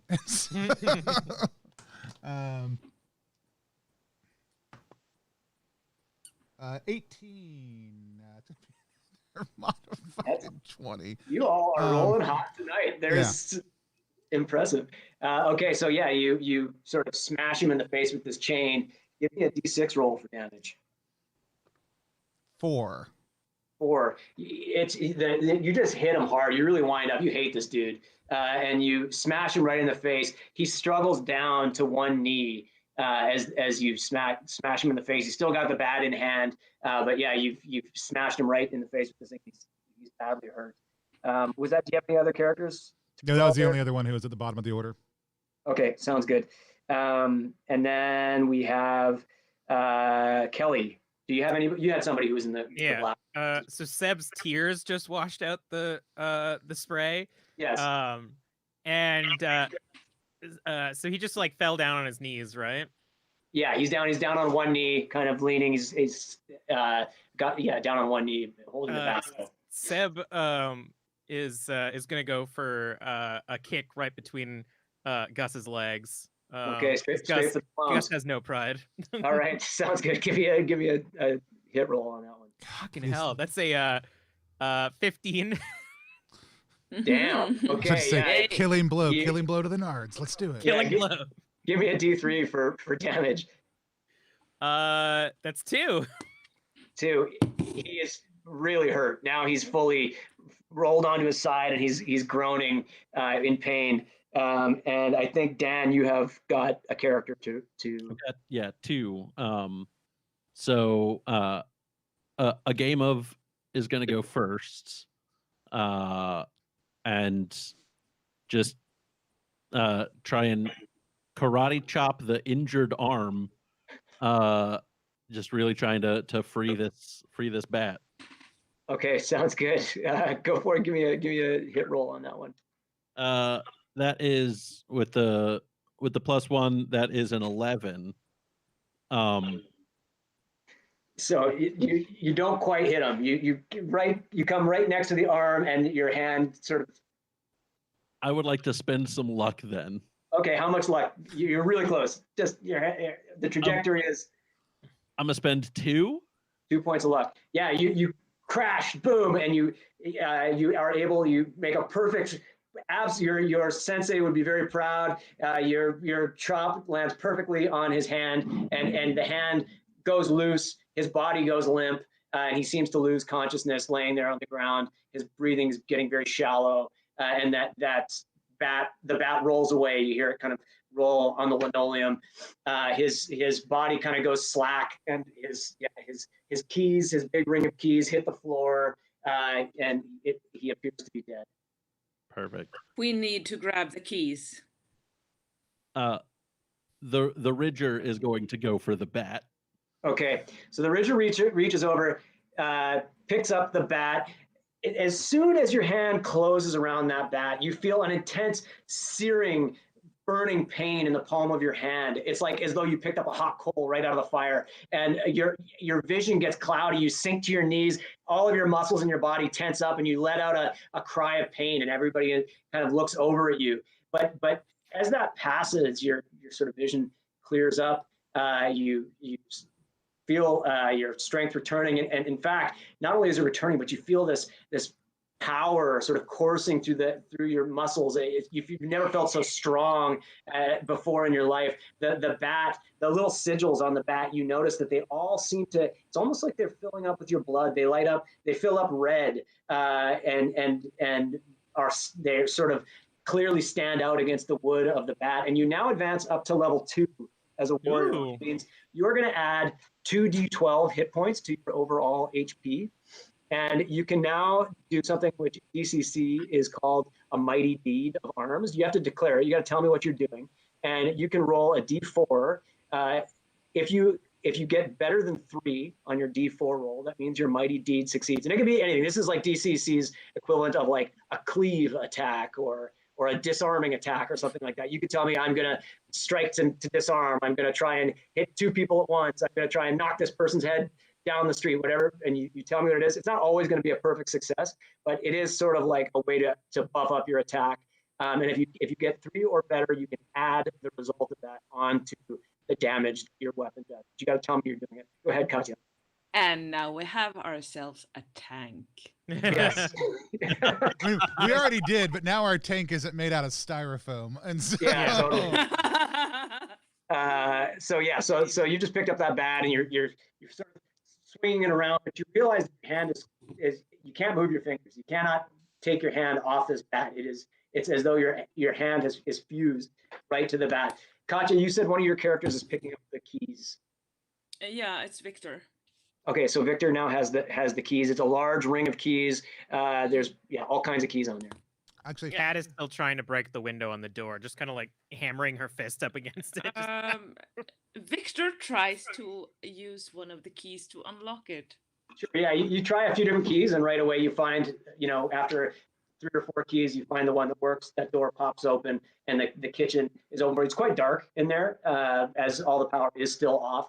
But you can see just in the sort of dim lights filtering in from the central cafeteria area, some sort of stainless steel surfaces and various implements.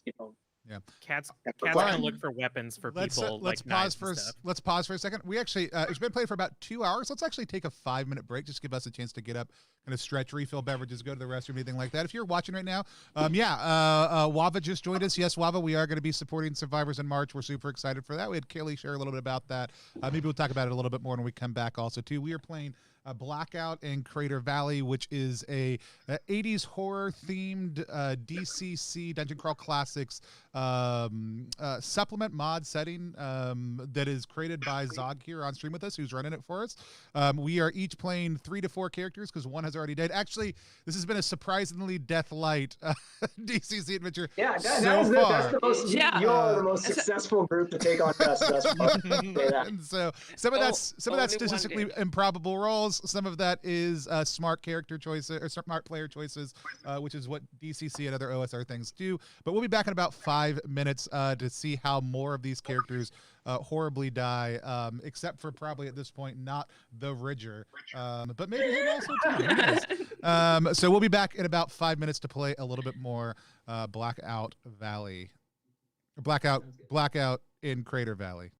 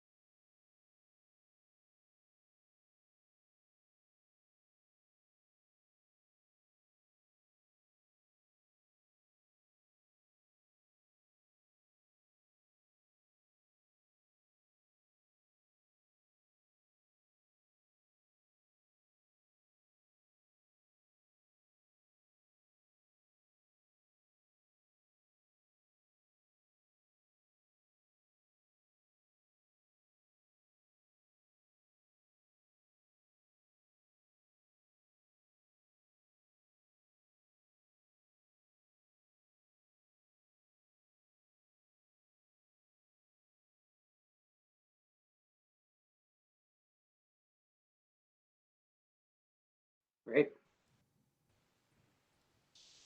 All right, and we are back playing some Blackout in Crater Valley. We are 80s teens. It's a horror movie. We are gonna die some more now, probably. We are playing one of us with the creator Zog. But you know, one of us is a tank now with a bat of power wielded to his flesh and some actual hit points. You know, so we'll see what happens. If you are not familiar, I'm gonna drop a link in just 1 second. Wava is in the chat right now. But I also know that Wava. Yeah, just pronouncing, you know, it's hard to pronounce sometimes. So I didn't know if it was, you know, it's fine. We're gonna post a link to that. We're gonna be streaming, doing some charity streams coming up. Anybody out there watching who has a charity stream who wants us to take part in it, like, we exist to help people find great games and to help indie players find it, but we want great things to happen in the world and games to be a part of that. So we're always happy to participate in those in whatever way we can. Please reach out. But I'm gonna drop a link for that in just 1 second while Zog takes us back in. Sure. So you all, as we've just gone through, you just killed the superintendent of your high school. His name is Gus. You have now picked up this bat, which, you know, as you pointed out, there's something very powerful about this bat. You've grabbed the keys. One of Kelly's characters is looking for a weapon in the cafeteria. After some stumbling around in the dark, you do find a drawer full of knives, you can equip yourself with a large kitchen knife. It does 1d4 damage. I think she's also going to offer to anybody else who doesn't come with chains or brass knuckles. She just walks out with a whole bunch of knives, kind of like, "Hey, who wants a knife? We apparently are going to be doing murder tonight." Victor takes one. Okay, great. Yeah, there's a variety of knives and meat cleavers and, you know, things that you would find in a kitchen. Seb's gonna grab one. Sure. Yeah, I would say that there's 8 good sized knives that could count as daggers for anybody who would like. Yeah, I think Denny will grab one. I also think that Romy is like not into knives, but will certainly grab a rolling pin.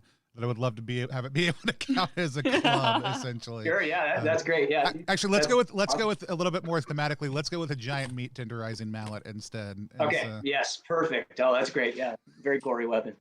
I think Kat's gonna force Ty to take one. Ty reluctantly takes it, but doesn't want to do murder. What was the damage roll again? You said for the knife, it would be a D4. Okay. Yeah, so all my characters except for Bert will have one. Bert's going to keep his chair and try to do the lion tamer thing. Perfect. That's awesome.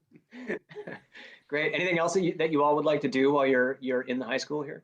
McCormick is going to go pick up her bag of dice. Of course, you cannot leave that dice behind. Mm-mm. Of course not. What's the D20 you got on it right now? That's the real question. There you go. Yeah, roll a D20 for us and tell us what it's showing when she picks it up. A 13. It's not bad. Not too bad. But what your modifiers are. And so if it was a one, I was gonna have everybody in the party lose 1 luck. So you can't. So I think she was like, so what? Like, are you all right? To the Ridger. I feel great. You know, in Highlander, when like the quickening happens, I feel like that just happened to me just now. Bert's just nodding. Yeah. Mm-hmm. Yeah. It's fine. Everything's fine. Ty's gonna ask, except for the. No, go ahead. First. I was gonna say Ty's gonna come up, and if the Ridger's cool with it, gonna like investigate the runes, see if they can like do some association with any, I don't know, history thing that they've read. Did they look at any of the paper yet? Yeah, they were investigating that. I thought so. Yeah, but they do a lot of like reading on old, and they've seen a lot of movies and a lot of 80s crime dramas. So they're just gonna investigate the runes on the bay. Yeah, so you're looking at the bat, and right away you do sort of see that throughout this journal, the parts that aren't sort of obscured by blood, there are various sigils that have been drawn here, and sure enough, some of those are on the bat. Yeah, it's kind of strange, puzzling thing to see. There's clearly Julie's father thought there was something important about it. I would be careful. A lot of people have been getting magic powers tonight, but also we got attacked by a lot of people. So if you feel anything strange, Ridge, let us know, and we'll help you. And let's keep an extra watch on Ridge, says Thomas. Yeah, let's have him walk in front of everybody. Cat's like storing the extra knives and is like, yes, we'll keep an eye on him. You all are kind of looking at the Ridger a little bit suspiciously as he's kind of flexing his muscles and swinging this bats and like testing out what he can do with this powerful weapon. Okay, so... Also, Thomas looks very suspiciously at Adrian, who obviously, for some very strange reason, has Jody's hunting knife. When did you pick up that? Nobody else wanted it. So we knew about the cross. We know about the shroud. What else do we know about around town? The cross, the ring. The cross, the shroud, and the ring are the items that you read about in the book. Yeah. And the mask, but that went missing. And the mask, yeah. Yes. And the shroud and the ring are both in the museum, right? That's correct. So that sounds like a good next place to go. Yeah. Yeah. Let's do it.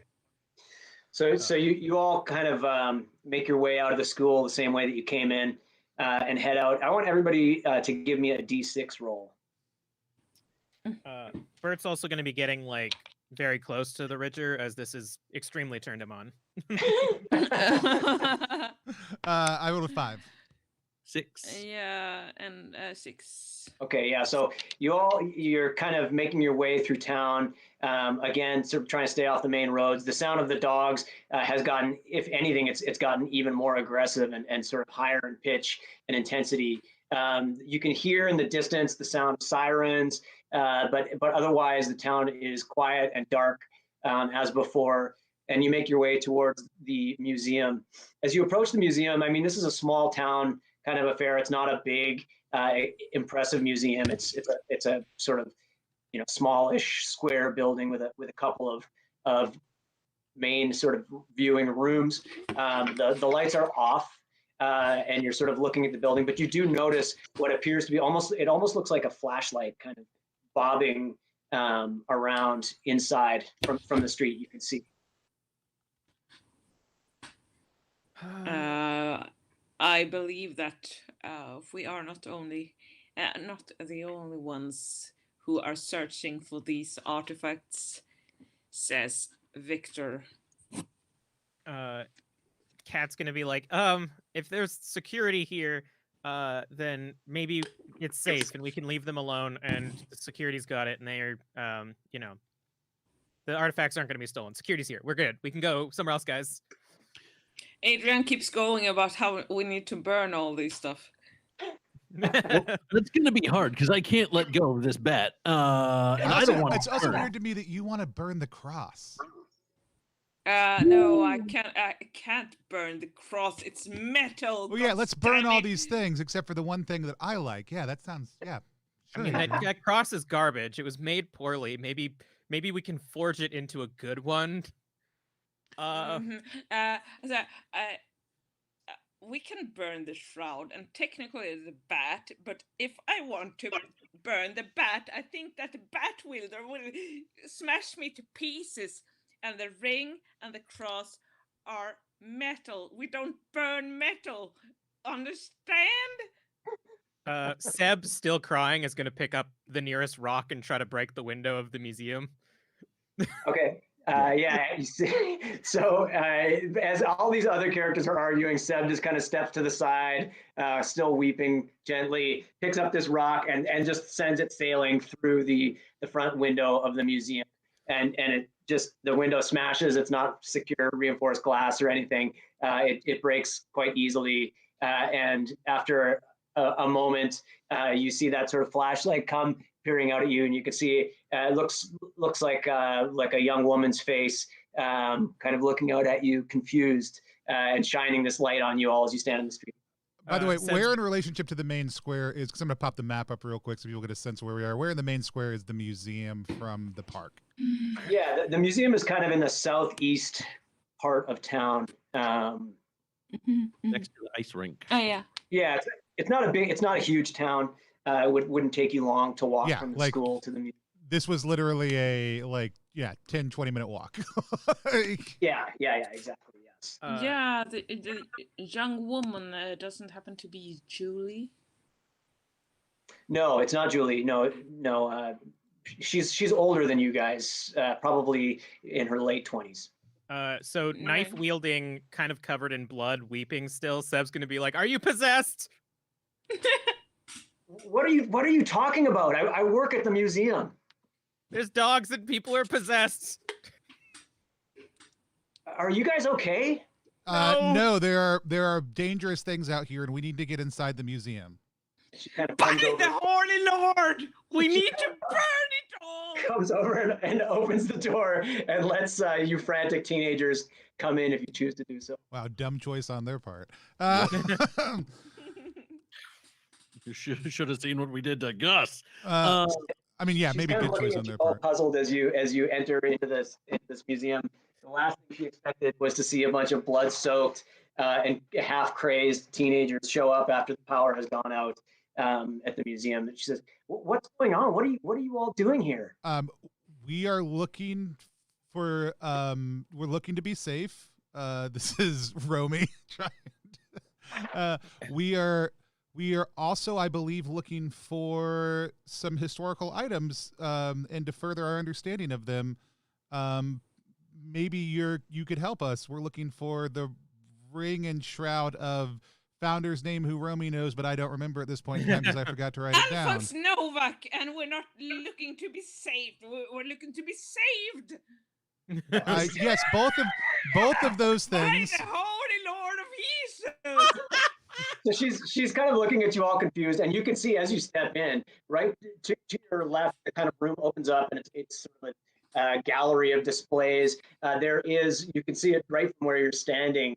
A display case that has the shroud of Alphonse Novak. The ring is sitting there on a little display, and to the right of that, it's sort of a glass display case against the wall. There, to the right of the ring, there's a noose, like a pillow with this noose sitting on it, which all of you have also seen. It's the noose that Alphonse Novak hung himself with. Again, a very sort of morbid curiosity item for you all. And to the right of that, there's a very large, ornate portrait of Alphonse Novak. Again, you would have seen it many times, probably not taken note of it because it's not that interesting to see a picture of some man from the sort of 19th century in this sort of ornate gold frame or whatever. But you do notice all of a sudden, it never jumped out at you before the hundreds of times that you've seen this painting, but you do notice that sitting in the lap of Alphonse Novak, he's otherwise just kind of a sort of handsome looking aristocratic young man, but in his lap there is the mask, that metal mask, very strange looking mask, is very clearly sitting in the lap of this portrait of Alphonse Novak. And so as you walk in and you're sort of all going on, we need to find these things, and all this crazy shit happened, you can all see this to your left. Go ahead, Kelly. So Ty has the museum mapped out in their mind perfectly. I think while everybody's arguing or like talking to the Let's see your lady. Sherlock Holmes moment.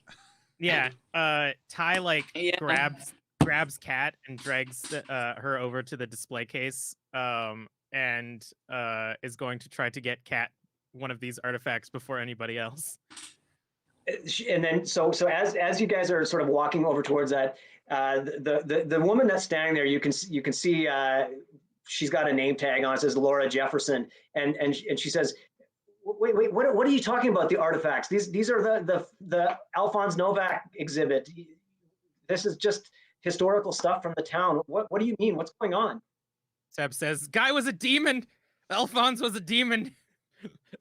Adrian's right, or whoever's crying about stuff." Yeah, Adrian is crying about stuff. Yes, she's looking puzzled. We study him. We've been doing some work on the Novak manor. We're trying to expand the exhibit. We've been finding some interesting new items. but I don't understand how that has anything to do with what's going on with you all. Adrian cuts in. Yes, look at this mask, and look at this drawing of the cross. And then, so as you pull out the paper right away, she goes, "This is Dr. von Honecker's journal. I recognize that the writing. I've seen him work in it a million times. How do you have this? Why is it covered in blood?" Yes, It's covered in blood. He's dead. He's killed. And as you see it say this, she just becomes pale, and she says, "What do you mean he's dead? He was my mentor. How could he be dead?" Got him. The dog's got him. Shut up, Adrian, says Thomas, and punches him aside on the shoulder. She's kind of like, yes, the professor's daughter is a friend of ours. We were supposed to meet her. She's looking shocked as you're talking, and she's walking. We got to our house. The professor and his wife were killed. We haven't found our friend yet. So you tell us what's going on. She's sort of just like shocked, and she's just utterly, crestfallen as she walks over to this desk and starts to shuffle around some papers, and she's muttering to herself. Everybody give me a D12 roll. 11. 10. 6. 8. Okay.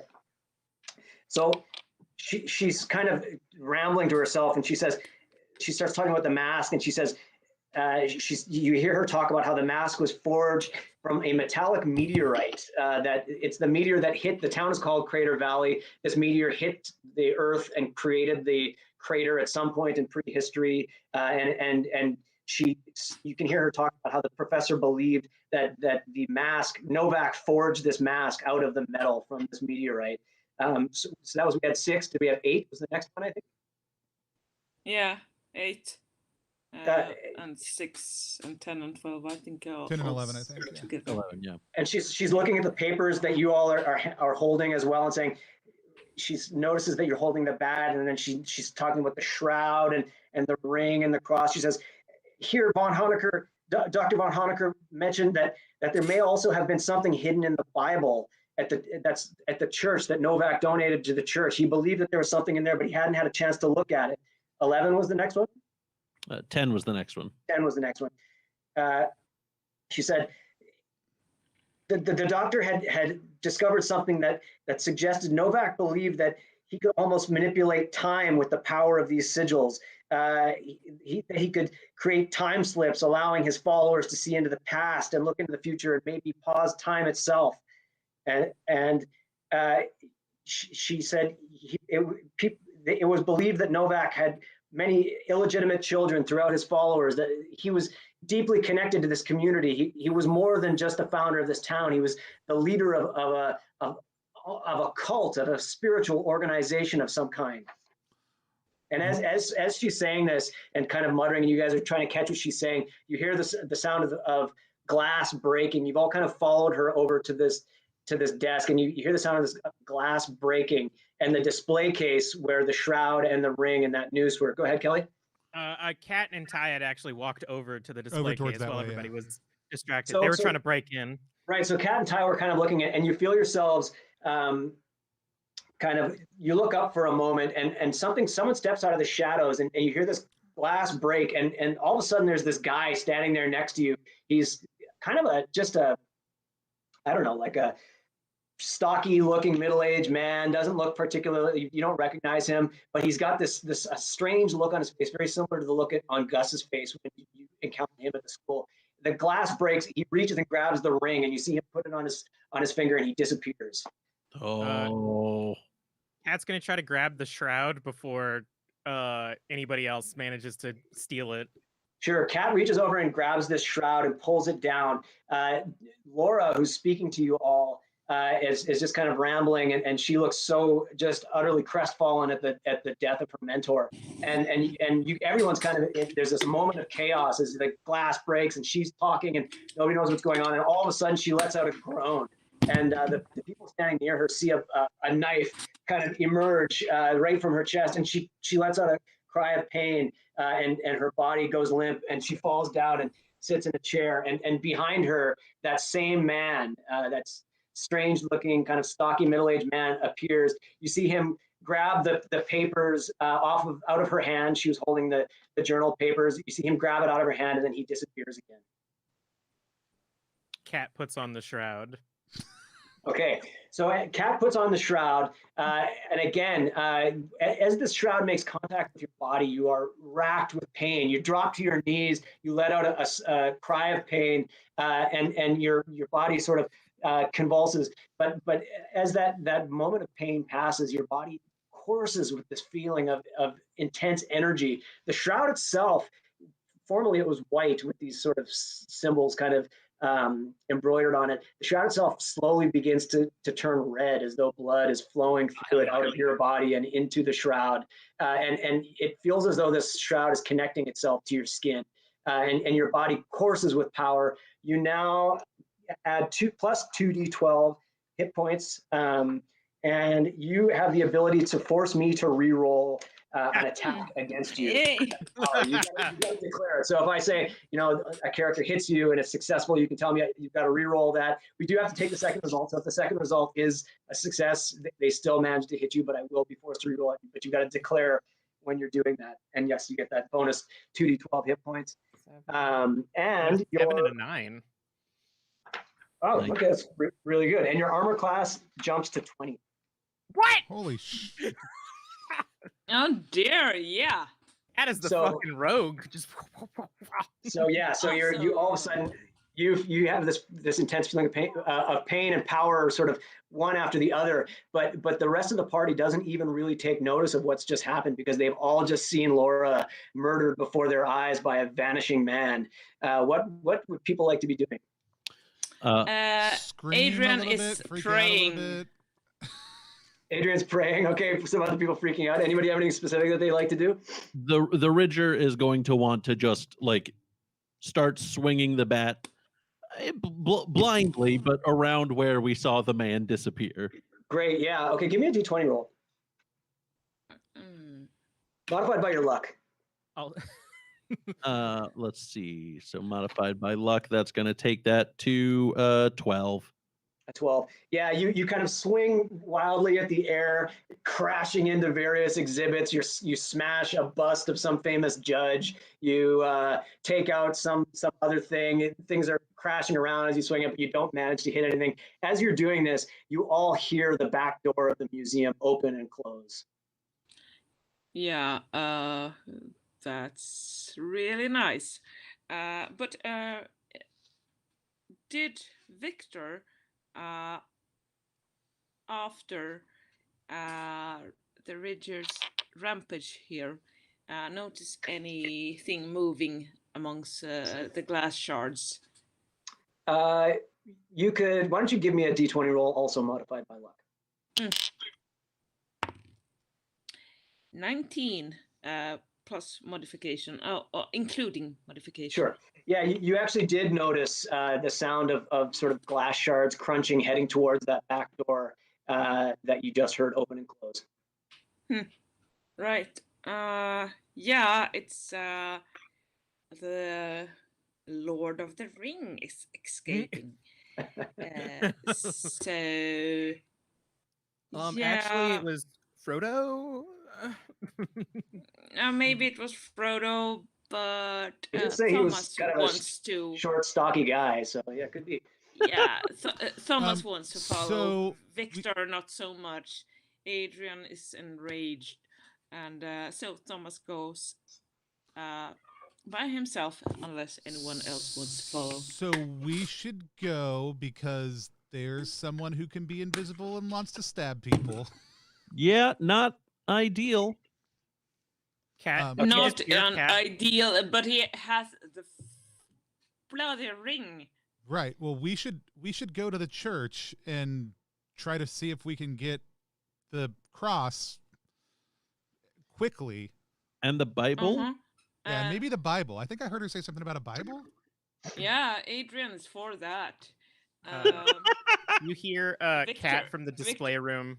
Finally, someone's talking some sense. Yes, look Kat to just the from cross in the display room Bible. is like, I'd like to fucking see him try to stab me, and as she walks in with the like red shroud now. Yo, what?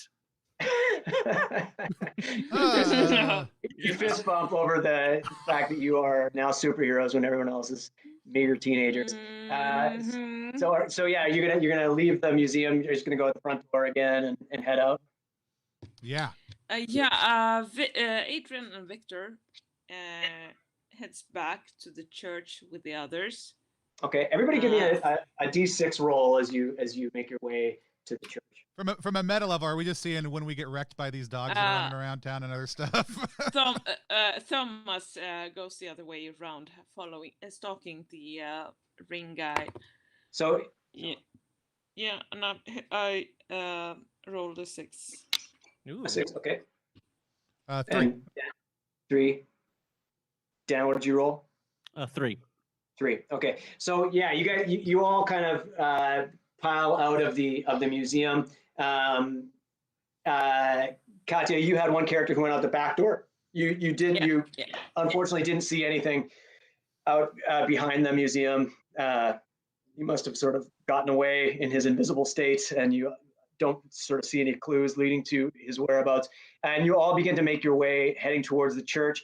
But something happens on the way. I'd like Katya, give me another D6 roll. Yeah. Yes, 5. 5.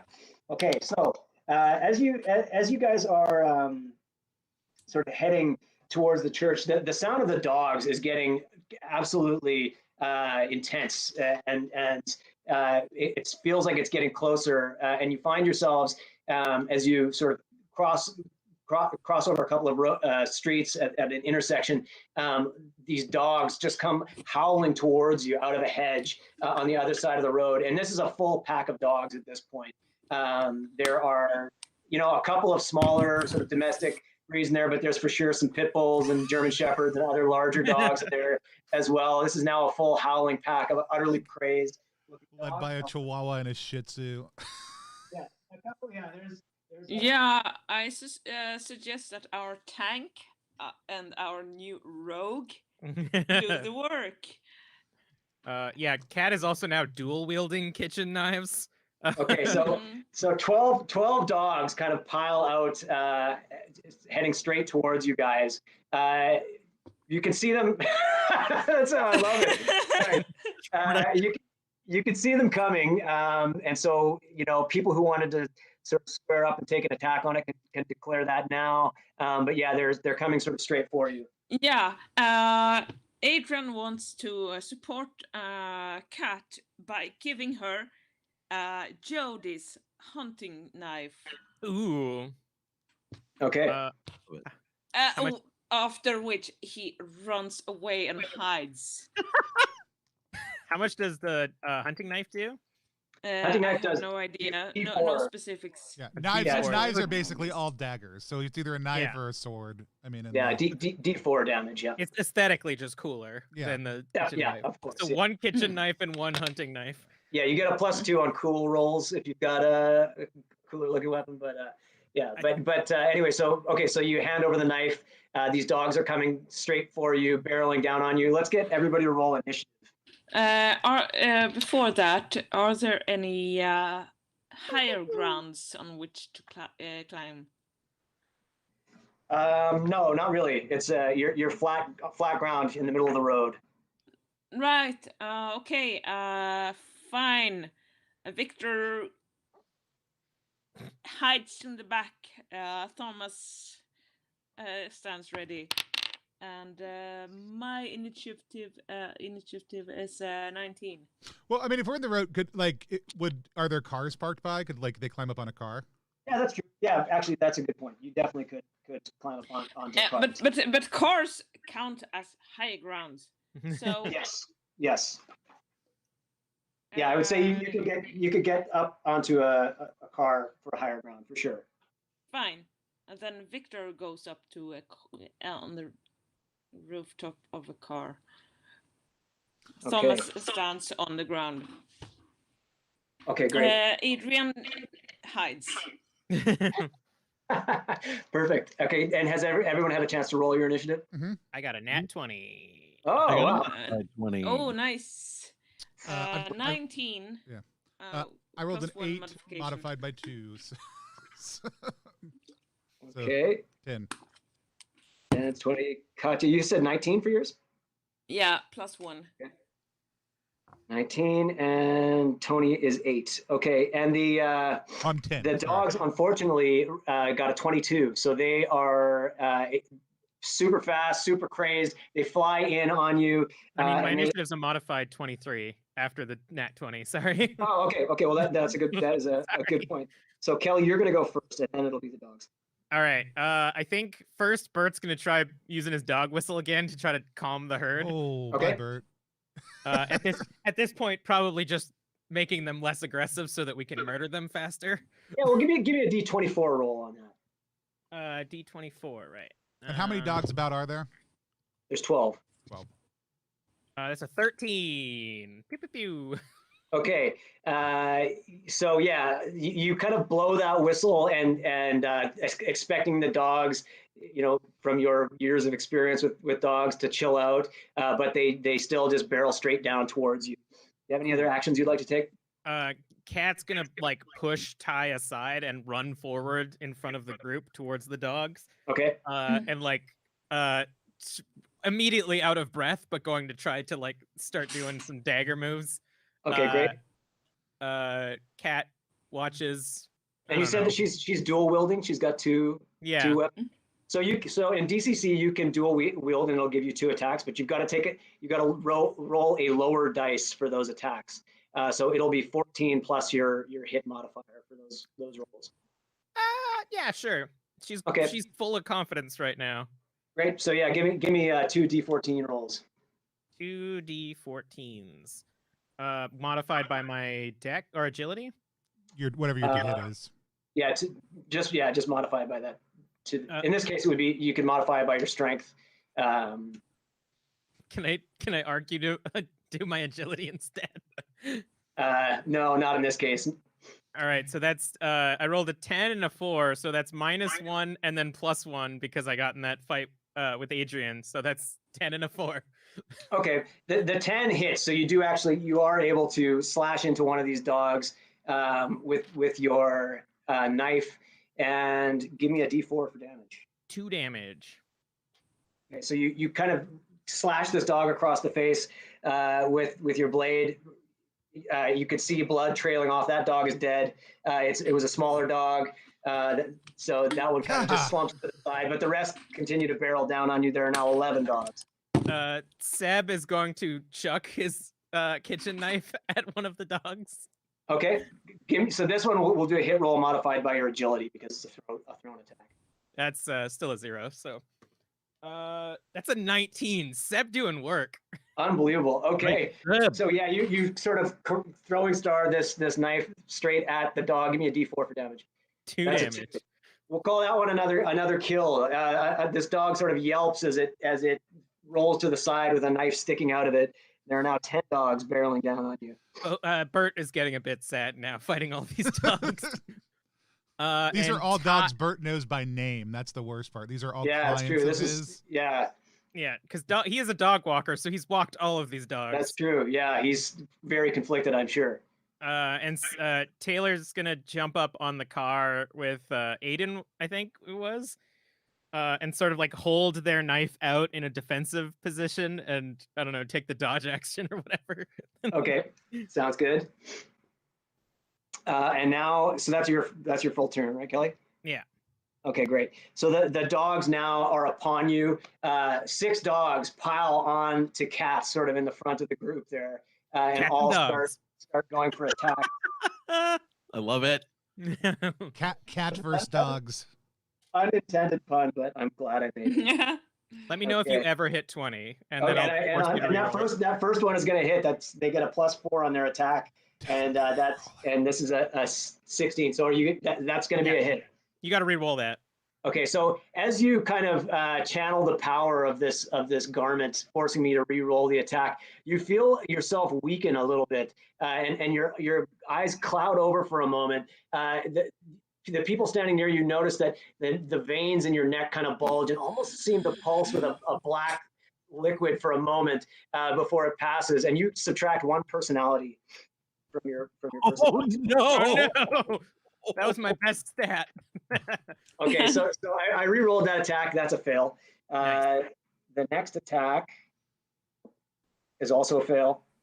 Oh, I actually lost a modifier for my Also personality a from fail. that.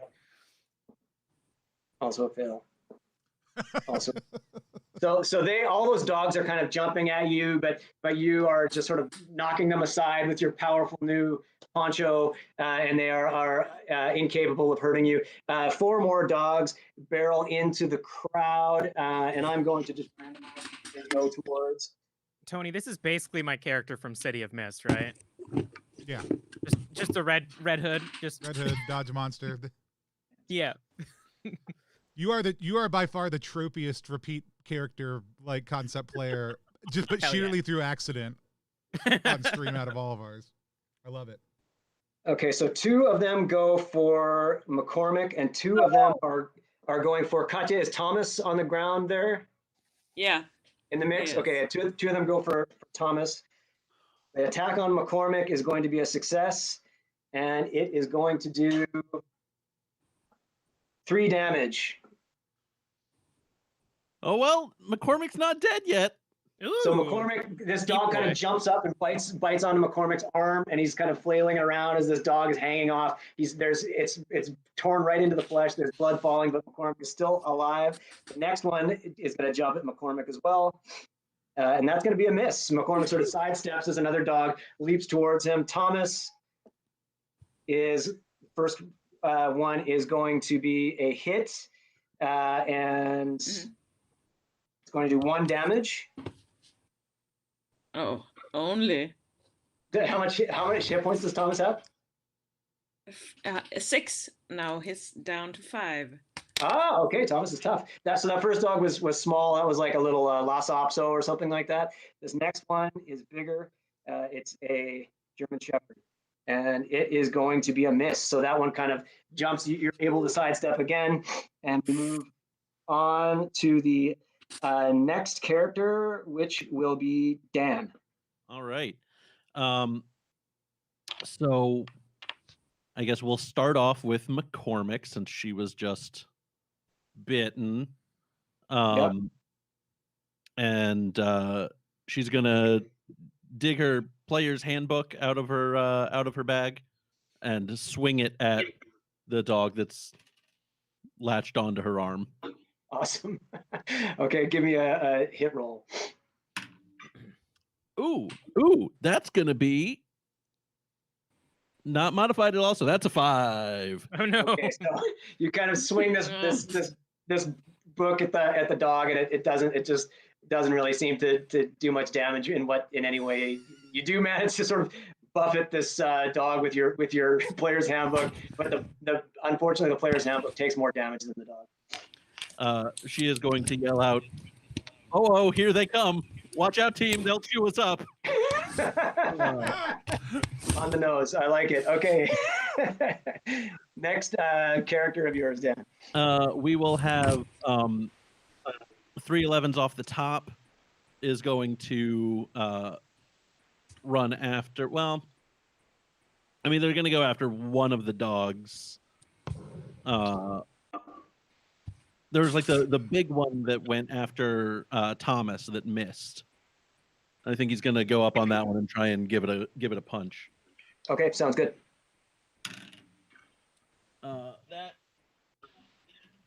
That's another 5. I used up all my rolls early.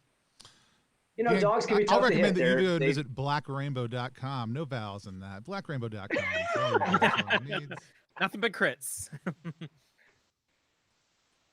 All right. Why is that there must be a novelty dice that exists that is a D20 that only has 20s on it. I feel like if it doesn't exist, it should. Exactly. I'm gonna get on the horn with some people on that one. I think that dice belongs to Taliesin Jaffe. Next up, a game of Pinochle is going to go after one of the dogs attacking our shrouded friend. Cat. Cat, thank you. Coughing Cat Coulson. Coughing Cat Coulson. That's going to be an 18. Ooh. Okay, so that's a hit. And you are attacking with the baseball bat? No, so the Ridger has the baseball bat. Okay, okay. A game of is the karate expert, so right. Okay. They are attacking with their karate chops. Beautiful. That's a success. You kind of chop, boom, right into one of these dogs with an impressive knife-like strike. And give me a D3 for damage. That's a 2. Okay, so yeah, you kind of just chop right into this dog, and it does sort of knock this dog out. You don't know if you killed the dog or what, but it kind of goes limp and skids along the road there.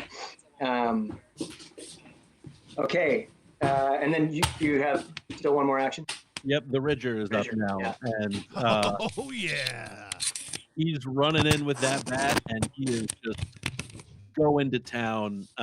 Similarly, on all the dogs that are piled up on Cat. Okay, great. And are you going to do this as a mighty deed, or are you just doing a standard attack? I'm going to do this as a mighty deed and try and just like catch all of them in the big swing. Great, I like it. Just like big wind up, yell batter up as I'm charging in, and then just swing it across. Okay, great. So give me a roll on your mighty deed attempt first. Give me a D4. A D4, you say? Yeah. That's a 1. Okay, so that's unfortunately you don't quite have the power to get that cleave happening with this attack. However, as you do wind up to do that, you feel yourself weaken, not exactly physically for a moment, but almost mentally. Your vision clouds over for a moment. Your muscles seize with power, nonetheless. But sort of as your muscles bulge, the people around you notice again the veins standing out, almost like with this black liquid flowing through them, and you sort of feel the strange sensation. You lose 1 point of personality, and unfortunately the mighty deed does not go off, but you can still make an attack. So give me a hit roll on that.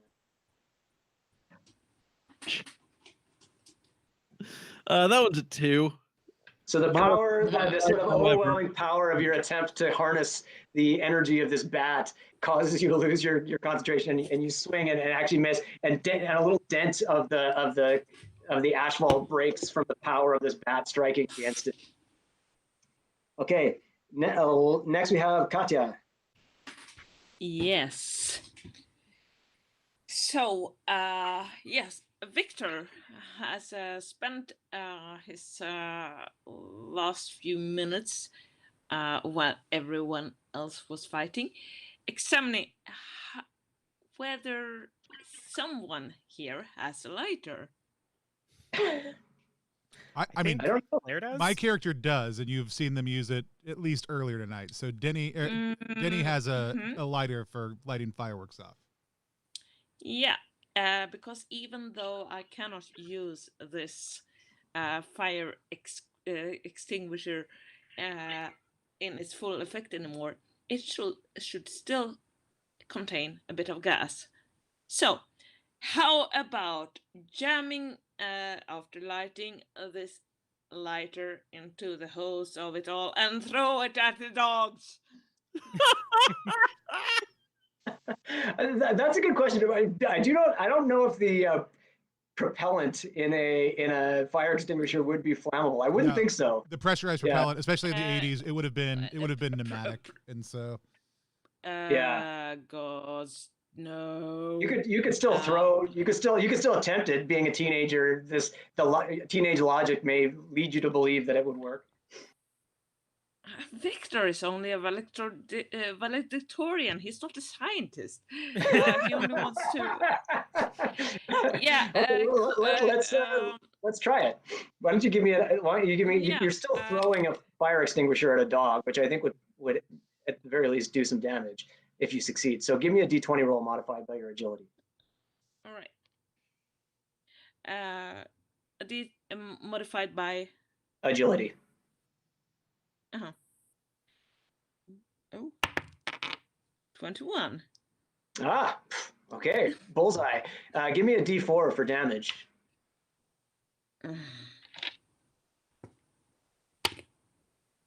4. Okay, yeah, you crush one of the dogs with the power of this throw. It sort of just, really smashes into this thing, and the dog goes limp and skids along the ground. There are now 8 dogs bearing down around you. Poop. Okay, you still have actions, I think, for Adrian and Thomas.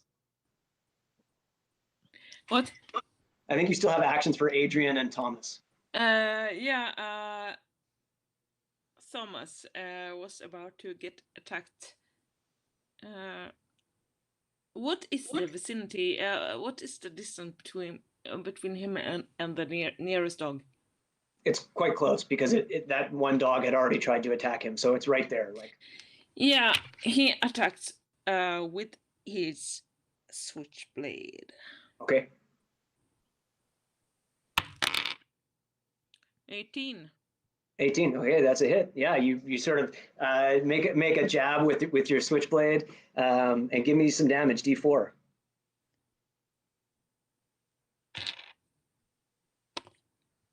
3. 3. Okay, yeah, you sort of jab the switchblade into this dog. It's a larger dog and it's still standing, and because it's in this crazed state, it doesn't seem to bear down in fear or anything like that. But you've clearly wounded it quite badly. There's blood leaking out of this dog from where you've stabbed it. And Victor, I think, is your last one. No, Victor was Adrian is the last first one. Now it's Adrian.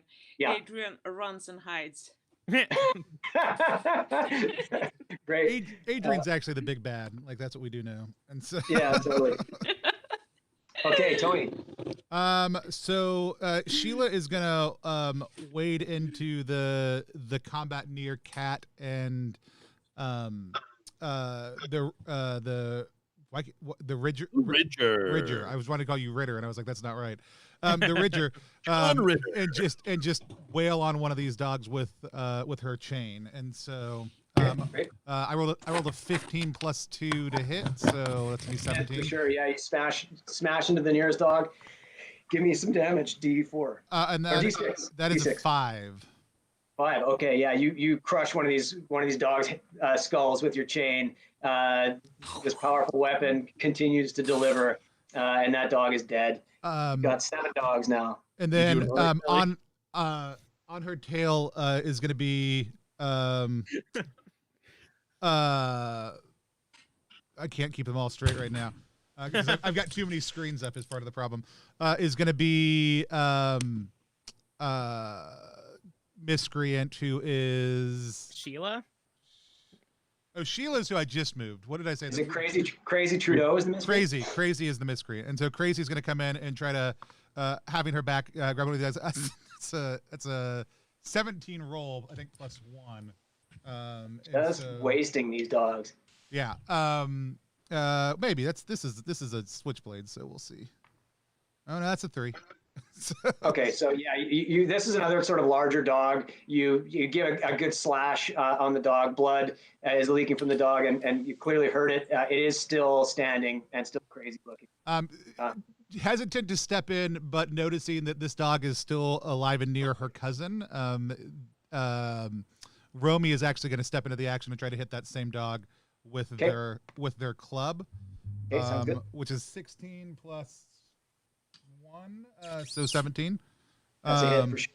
So you smash that dog, and that's a D4 again, also too, for club, right? Yep. That's going to be 3 again. Yeah. So you kill this dog. It was already wounded, and you smash it with your club in it. And rolling pin, I believe, is the. There's been a lot of dead dogs, unfortunately. Sorry out there for anybody who's a dog person, which I am also too. But I'm a dog lover. I do not intend this to glorify violence against dogs. Is this is there a collection of these dogs anywhere? Like, I know we've kind of taken a number of them out. Because they're all kind of just now. It's one big sort of chaotic melee. Multiple. So Denny is gonna pull a couple of firecrackers off, like they're in this like thing, and throw them near McCormick, because McCormick has been bit. There's a couple dogs around McCormick. I'm worried about McCormick. I don't want to get into the combat, but I'm going to throw a couple firecrackers near those dogs. Okay. And in an attempt to at least scare them, but potentially injure them, I will yell firecrackers incoming so that McCormick, if they are not in a full state of shock, is aware of what's happening. Okay, great. Give me a D20 roll modified by your luck. Great, because that is the character that gets +3 luck, which makes that a dirty 20. Okay. Yeah, actually, the dogs, the remaining dogs kind of growl and shriek a little bit, and 3 of them peel off. So there are 4 left.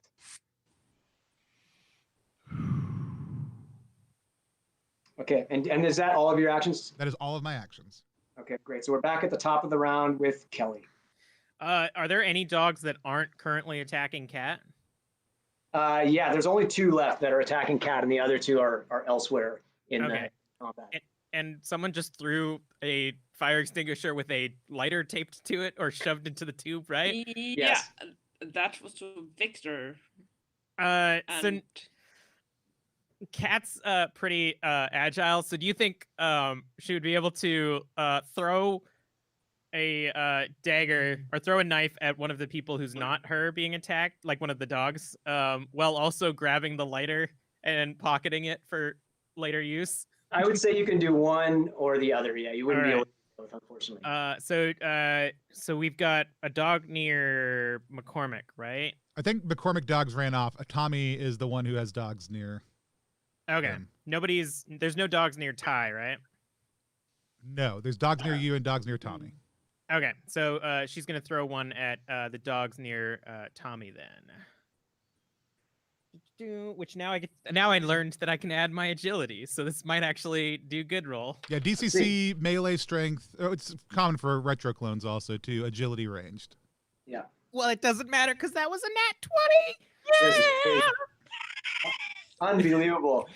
Beautiful. Okay, great. Give me a D4 roll, please, for the critical check. That's a 1.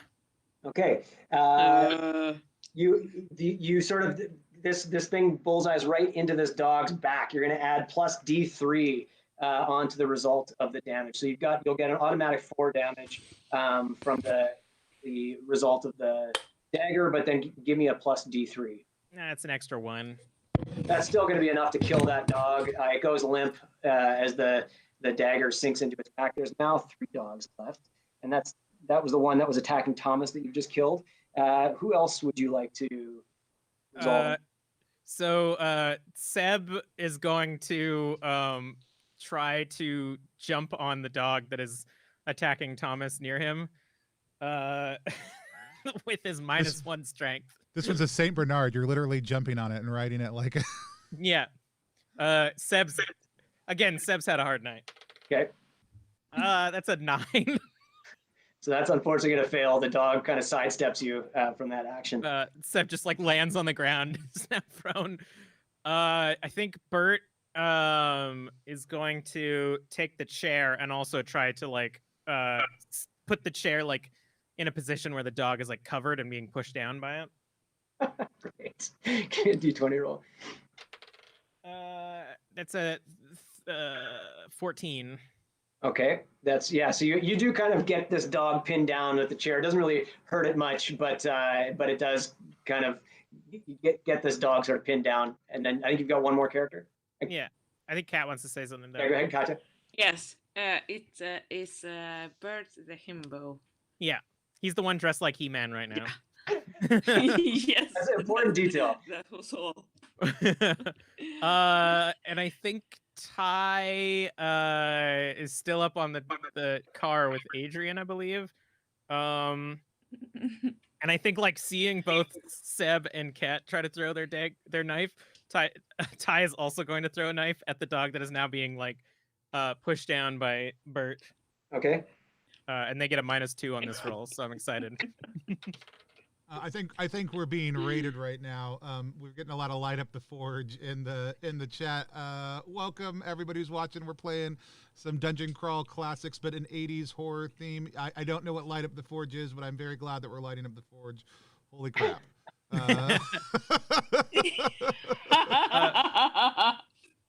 So Ty somehow got a 17. Oh, amazing! That's brilliant. Another incredible shuriken-style throw of a kitchen knife in this game. These unbelievably unbalanced knives. Yes, totally. Give me some damage, D4. Hey, it's the crew from World Anvil just joined us, watching on over on Twitch. So World Anvil, thanks for the raid. We love it. We love World Anvil. I don't know that I ever stick around to the very end of streams, and so I need to from now on. Hey, good to see you guys. We're playing some Dungeon Crawl Classics. It's a 80s horror themed one. Where all of our teenagers are slowly dying. We've only had one die. Slowly killing. One died. Yeah. Well, yeah, it's true. We're killing a lot of dogs, but we're glad to have you guys here. Yeah, actually, we're just killing a lot of dogs. Welcome. Yeah. So that's 4 damage that my nerd just did by throwing a. Okay, so yeah, you've taken another dog out. There are now only 2 left, and it is their turn. Go ahead, Katya. Did you have something to say? No, only that we are the Animal Protection Services. I know, yeah, that's true. No. I feel like I should make a donation from my Kickstarter campaign to the Society for Prevention of Cruelty. Since we've got a whole lot of World Anvil viewers on real quick, World Anvil viewers, if you guys stick around, if we've got 82 people watching right now, if y'all stick around for about 5 more minutes, I'll set up a giveaway real quick. We'll give away some black rainbow dice live on stream. Give me a minute to get that set up, but I need at least 60 of y'all to stick around. You'll have to be following in order to do it, but if you want to stick around and win some dice, you can see us play a little bit more, then we're going to talk about our experiences playing the game also too. So thanks absolutely for hopping in right now, and then you'll get to hear a couple cool things that we've got coming up also. Hit follow, and I'm going to set up that giveaway right now while we keep on killing the dogs. Yeah, some amazing dice by Black Rainbow. I've been rolling some crits. You'll get a dice bag with it, a full set of polyhedrals, a patch, and some other stuff. Thanks for raiding us, guys. But we're going to keep on playing because we don't have a ton of time left while I get that set up. Great. Yeah, and what are they doing at this time of day? The viewers or the dogs? What? Did you say the viewers or the dogs? No, I was just saying, as it's obviously quite early in the day for you US guys. Here it's 9:15 in the evening. Nice. World Anvil does some like on-stream world building and design stuff. It's a channel that I really enjoy kind of watching in the background while I'm working on all my stuff. And so, yeah, it's noon or later for most people here in the U.S. And so, and since everybody's working from home, having game stuff on in the background is kind of the equivalent of just listening to a podcast while you work. That's true. I love World Anvil stuff. We're gonna get that. We're gonna get that giveaway for some Black Rainbow stuff set up. But also go check out the Kickstarter of the game we're playing right now. Also, too. Hey, check out Religion. I'm in Philadelphia. Also, what up? And I just want to say hello from Sweden, Gothenburg. We're literally 6 hours in the future, so it's evening here. But it makes more sense that this would be an evening. Anyone who's watching this, it's nice. Also, Ty is going to use their move action to feel regret immediately. Oh God! Give me a regret roll. Just kidding. 13 for regret.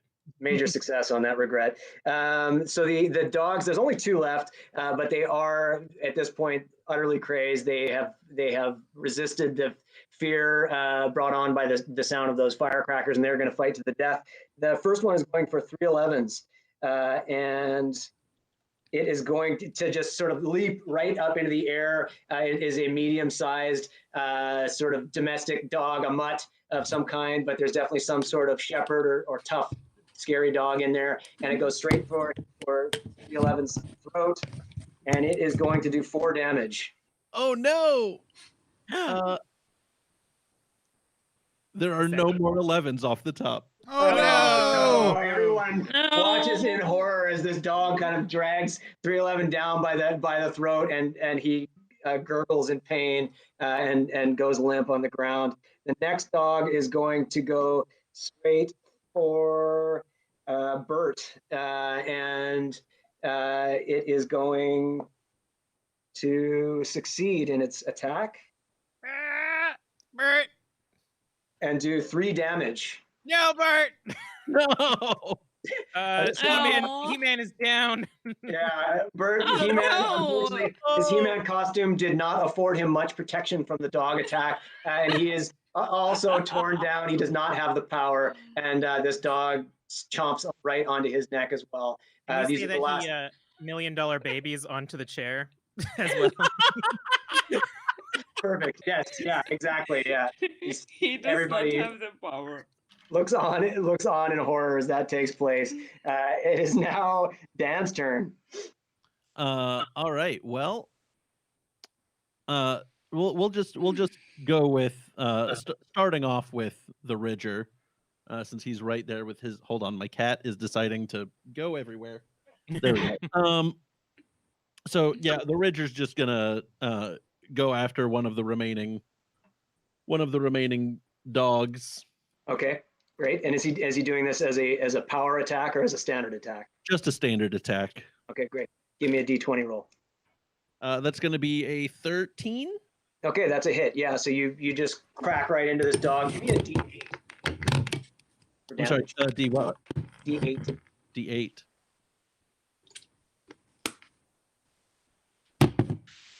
4. Okay, yeah, you just send this dog flying as you hit it with the bat. It goes limp and flies through the air, and it is dead as it hits the ground. Next, your next character. Next up is going to be a game of and Go ahead and say that full name for Pinnacles. everybody who's just joined us. sorry, the full name is A Game of Pinochle. I grew up next door doing a game of. That is a hyphenated last name. Their mother's last name is P. Their father's last name is Knuckle. So they are a game of P-Knuckle. And they are going to run up and do a good old karate kick on the remaining doggo. Great. Saying doggo just makes it so much worse. Yeah. Really, yeah. More painful. I regret everything. That's a 15. Okay, yeah, you kind of just connect very easily with this powerful kick on the dog. Give me a D3 for damage. That's a 1. Okay, that dog yelps and goes running off into the night. It was one of the previously already injured ones, and that dog has now been brought down to within an inch of its life, and it takes off into the darkness. You guys are all standing there stunned in the street. 2 friends dead, many dogs dead around you as you sort of survey the scene. Seb has no more tears, but his body is still trying to produce them. As he goes over to Bert's body and brushes the yellow wig that he's wearing, and then takes the dog whistle from around his neck and puts it on his own neck. Good night, sweet prince. Yeah, and so you guys kind of anything else anyone would like to do before you carry on with your way towards the church? No, let's. I think we should probably narrate. It's 12:21, so we've got a little interview section we do at the end, and we want to do the giveaway also too. Do we want to kind of narrate a closing scene, or do we want to keep on going to the church? Yeah, well, I was going to say, that we are about to begin that next encounter, so really a great place to end would be you all approach the church. You can see it from a few blocks away. The sort of steeple, the steeple comes into view, and then the rest of the building is visible. It's a small town, not very ostentatious building, but very recognizable to everybody from the community. You notice as you approach, like everything else in town, the lights are out, the power is off, but the front door is visibly ajar, just slightly open, and there's a 2-door sedan idling in the parking lot in the space closest to the building. As you walk up, and something kind of strange, you get a strange ominous feeling as you look at this church with the graveyard sort of spreading out in the distance beyond the church. And I guess a good place to pause it there before we would otherwise. You said a sedan. Yes, a sedan, like a small 2-door car. 4-door car. Yeah. As we are around the church right now, may Adrian make a roll in order to perhaps determine if something is out of the ordinary. Yeah, I mean, for sure. Just so Tony, do you want should we? We should go ahead and wrap up. up. Actually, so here's what I'm going to go ahead and make your roll. Then I want maybe everybody to narrate one scene that we see in like a flash forward with one of their characters. So you pick one character, and whether this is canon or not, whether it applies to the actual Blackout setting, any of that doesn't matter. We're going to narrate one scene from one of our characters as a closing piece. And so go ahead and make your roll, though. Unfortunately, it is Adrian. 19 was the roll. Okay, so yeah, you notice right away that the vehicle is running. The keys are still in it, and you can hear the radio playing from the vehicle. The front door of the church, as I say, is open. That's basically all you can notice as we sort of wind down. And then, yeah, go ahead and sort of narrate the one scene in the future for your characters. So Kelly, go ahead and give us one scene from one of your characters as we flash forward. What's one scene we see of your character?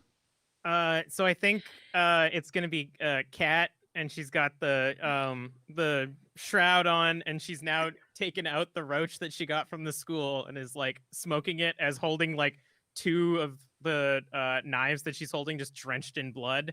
And I think Ty is like behind her, kind of like holding their hands on their shoulder. That's brilliant. Awesome. I love it. Katya, what do we see for your characters, or what's up? For one of my characters, it's obvious. It obviously have to be Adrian. Of course. Rushes into the church. He understands that this is not the church that he left last time he was there. There seems to be an unusual, unfamiliar ritual going on. I like it. He screams, "By the Lord Jesus Christ! What is this?"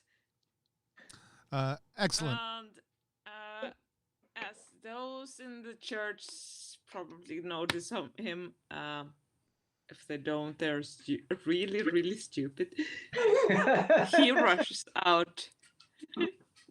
Awesome. He rushes out.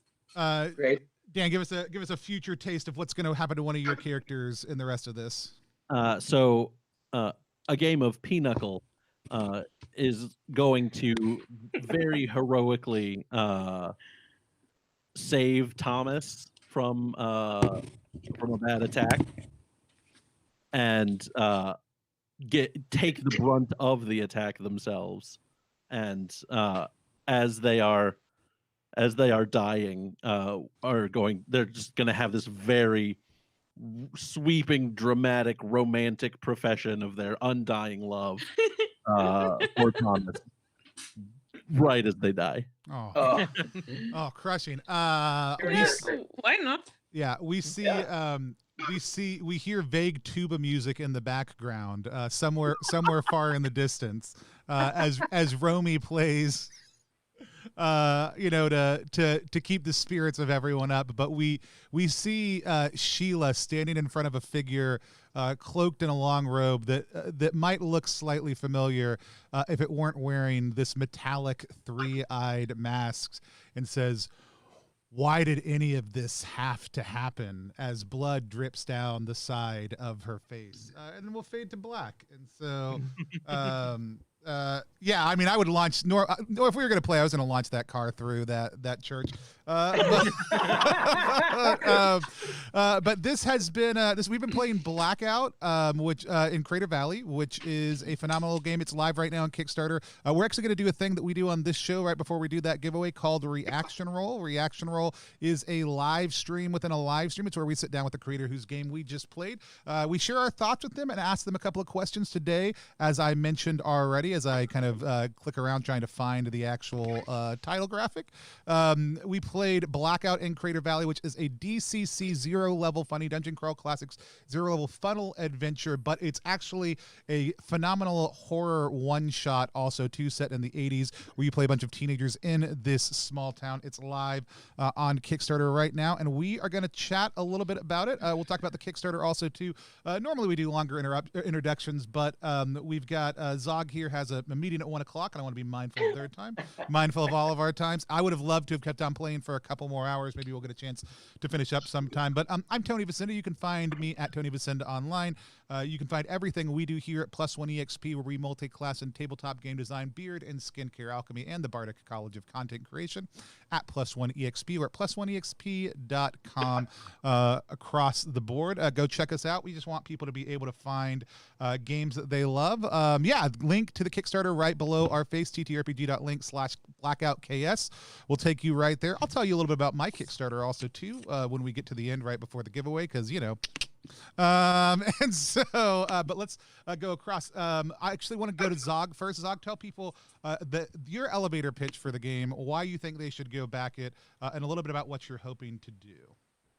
Yeah, I mean, I think my elevator pitch is really just, it's a fun setting that I think most people have at least some kind of connection to, watching 1980s movies, slasher films. It's really, a lot of the adventure actually is pretty tongue in cheek. It's like pretty, there's lots of humor and fun in it as well. I think, I played this game. I've been fortunate to play with a lot of different groups as a play test, and played it with multiple people who are not actually role-playing gamers previously, and had lots of, I found that very easy for them to connect with the material, just because, as I say, most people are pretty sort of well versed in this sort of milieu of 1980s kind of teen drama films and horror, and I've written it up a few times as like kind of a combination of The Goonies meets A Nightmare on Elm Street meets The Case of Charles Dexter Ward by H.P. Lovecraft or something. So that's kind of what I tried to set out to achieve when I was writing this, and so far it's been a lot of fun to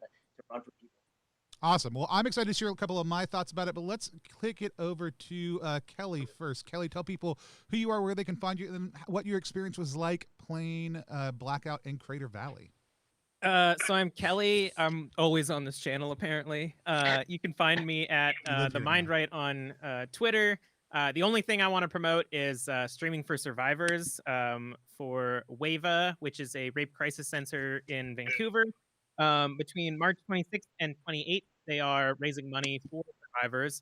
And if you are a streamer, YouTuber, or anyone that is between those two things and wants to help out, or even just find out where you can donate, I believe Tony's going to be posting the link in chat, but it's also just did it. Wava.ca. That's WAVAW /streaming for survivors 2021 with dashes in between. And yeah, it's for a great cause. Go raise money for that. It's about, he is in Vancouver, BC, but that's only 4 hours north of Vancouver, Washington. It's fine. It's better Vancouver. I know. I'm in Vancouver, BC as well. Oh, really? Yeah, I work. Yeah. I work closely with WAVA. I work closely with WAVA all the time. I work in social services. What the hell? Awesome. Housing program for at-risk. We have 2 candidates. Yeah. Oh God, yes. We're taking over. Yeah. Did you want me to do my? Yeah. Tell us what your thoughts about the game are, and then if you have any questions for Zog, go ahead and toss them out. Too much dog death. 0 out of 10. No, I love it. I've never played a what did you call it? Funnel game, which is just depressing. So the setting is really awesome, especially for that style where you're literally just playing teens getting murdered.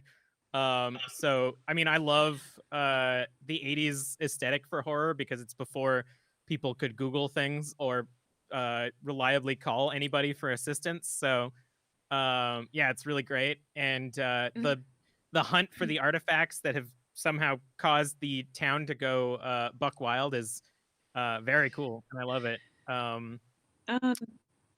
Yeah.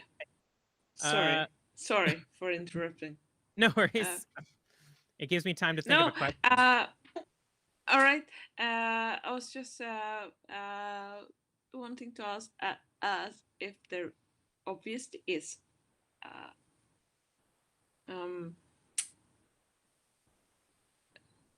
this what's it called now again? Yeah, delay in actual questions. So, what are what's it? God, no. Let's take it over again.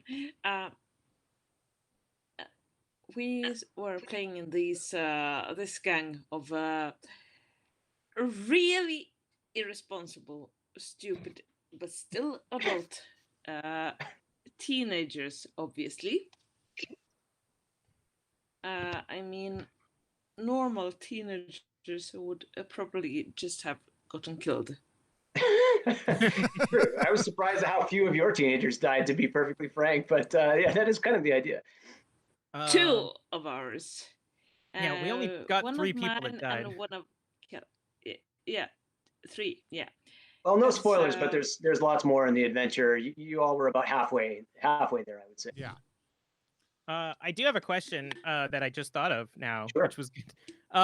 So like, is the thing that you're writing like a full campaign, or is it like sort of the funnel where it's like setting up these characters to be heroes by the end that can then go on to like do more things? Yeah, I kind of wrote it in a way that you have the option as the judge of the game. It's your choice how you'd like to run it.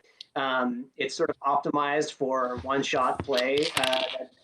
You run it all as sort of this one adventure taking place at one night, but there is a campaign mode option as well, provided a whole sort of slew of alternate locations and NPCs and other folks to sort of flesh out the town.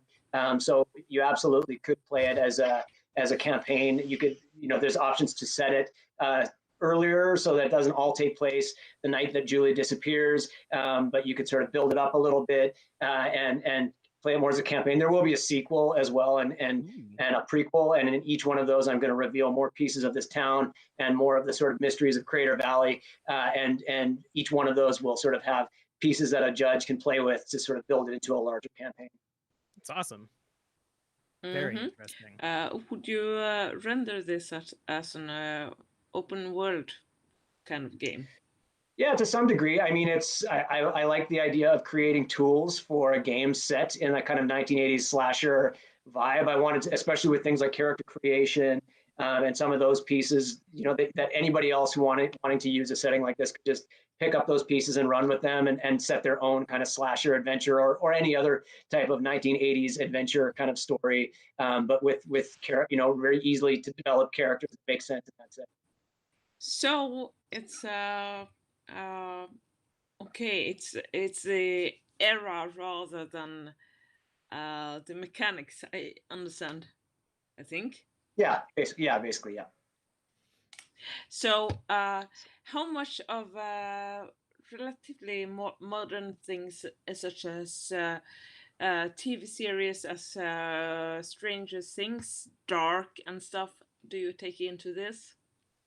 Yeah, I mean, I like Stranger Things. I've only ever seen one episode of The Dark, actually, because my wife actually surprisingly hates scary movies, hates scary TV shows. So anytime I try to get something like that on TV at night, I don't know. I usually get through in one episode deep into series or movies like that. But yeah, I like that stuff for sure.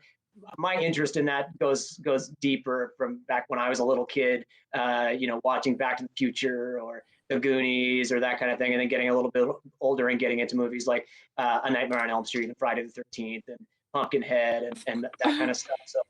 And Scissorhands, Edward Scissorhands, yeah, totally, yeah. I love all that kind of stuff. So I'm old enough to have seen that when most of that stuff the first time it came out, and it's just something I've always loved and been drawn to. Well, let's hear a little from Dan. Dan, tell people a little bit about who you are, what your thoughts about the game were, and if you have any questions for Zog. Yeah, sure. So I am a podcaster, musician, comedian. You can find me pretty much anywhere on the internet at Dantendo64. That's DANTENDO64. I loved this. This was real fun. I also hadn't done like a funnel before, and I really love the concept of it. It like kind of helps you make a little more kind of bolder choices when we kind of have a little bit of an expendable cast. And the story was very gripping. I'm super intrigued. Oh, good. I'm glad. So yeah, I really loved it. Any questions? Great. I'm glad. Yeah, that's awesome. No questions. Less dog death. Why so many dog deaths? Yeah. There's actually I feel bad. It's a random encounter table. It's not, you don't always encounter hordes of dogs that you have to fight. In this case, you did. There's other things that can happen. I apologize to anyone who was offended by the deaths of many dogs. This was great. Yeah. No, thank you. Really fun. Unfortunately, only 2 of our characters managed to level up. The rest I promise if we were to continue, there would be more leveling up and also more death. So yeah. It is a funnel, called a funnel for a reason. Yeah, no, I had an absolute blast. I really enjoyed it. Yeah, it is funny. Like we were like all about like, hey, there's a janitor, let's kill him. Like no hesitation. No, dogs. We were like, no, don't kill don't hurt the dogs. They're obviously a threat to us, but let's try to be as gentle as possible. And then with the janitor, we were like, no, smash that dude. He's bad. It's true, yeah. Although I think you all did a really excellent job of sort of creating personalities for your characters and role playing them in a way that made a lot of sense for who they were. I think it's really funny. I love seeing people take the DCC funnel concept and apply it to other settings. We just had E.M. Usen, this Zine Quest, who did one for the Drain, for Mothership, which is absolutely phenomenal looking. You taking this 80s theme piece and doing it. Obviously, there's Mutant Coil Classics and some other settings that are proper to the publishing company. But I really love this. Your entanglement table from the very beginning was really great. Some of the other tables that we got to get a sample and a taste of were phenomenal. I'll have a full write-up in my inventory management video that I'll do for this. It'll be a full review of this. You can find all that at youtube.com/plus1exp if you want to check us out there, or if you're watching on Twitch, you can click and subscribe there. But let's take a look at your Kickstarter campaign also real quick as well, because you're doing great. You and I talked about this earlier. You are cruising along. You've already funded. You guys are just a little bit away from that final stretch goal. So I'm actually going to refresh this so we can see if it's pulled up over that. What's your final stretch goal for this? So final stretch goal is 7,000. We're very close. Last time I looked at it, around 6,800. And yeah, we've been able to add some really cool bonus material onto the original campaign. We've taken it from that zine size format up to a proper 8.5 by 11 layout, which is going to be very cool. We also have an original soundtrack featuring music from some very, very cool people, and it's going to be a really awesome piece of ephemera to have along with it. It is going to be the limited edition on cassette. So the MP3 version will be free to everybody who wants to back the Kickstarter, and you'll get a free download code. But then the cassette will be, I'm going to do a limited run of 100 cassettes, and when they're gone, they're gone. So that will be an additional purchase. There's going to be T-shirts that people can buy featuring some of the really amazing art that we've been able to put together for this module. And if we hit that 7,000 goal, that will be some unique assets to add to a Roll20 or other virtual tabletop game that players can interact with and use when we're playing. Yeah, you guys are about $100 American away from that goal right now. I only say that because on my screen, that's what it's automatically and already converted to. So for anybody who's confused by any of those numbers, that's a go. So the zine will be, you said the zine will be 8.5 by 11 instead of the 5.5 by 8.5 that we typically see. Yeah, there's going to be a bonus. We unlocked a bonus zine which will contain pictures of the journal pages that we talked about, so that you could actually hand out to your players when running the game for them, so they can look at it themselves and interact with it in that way.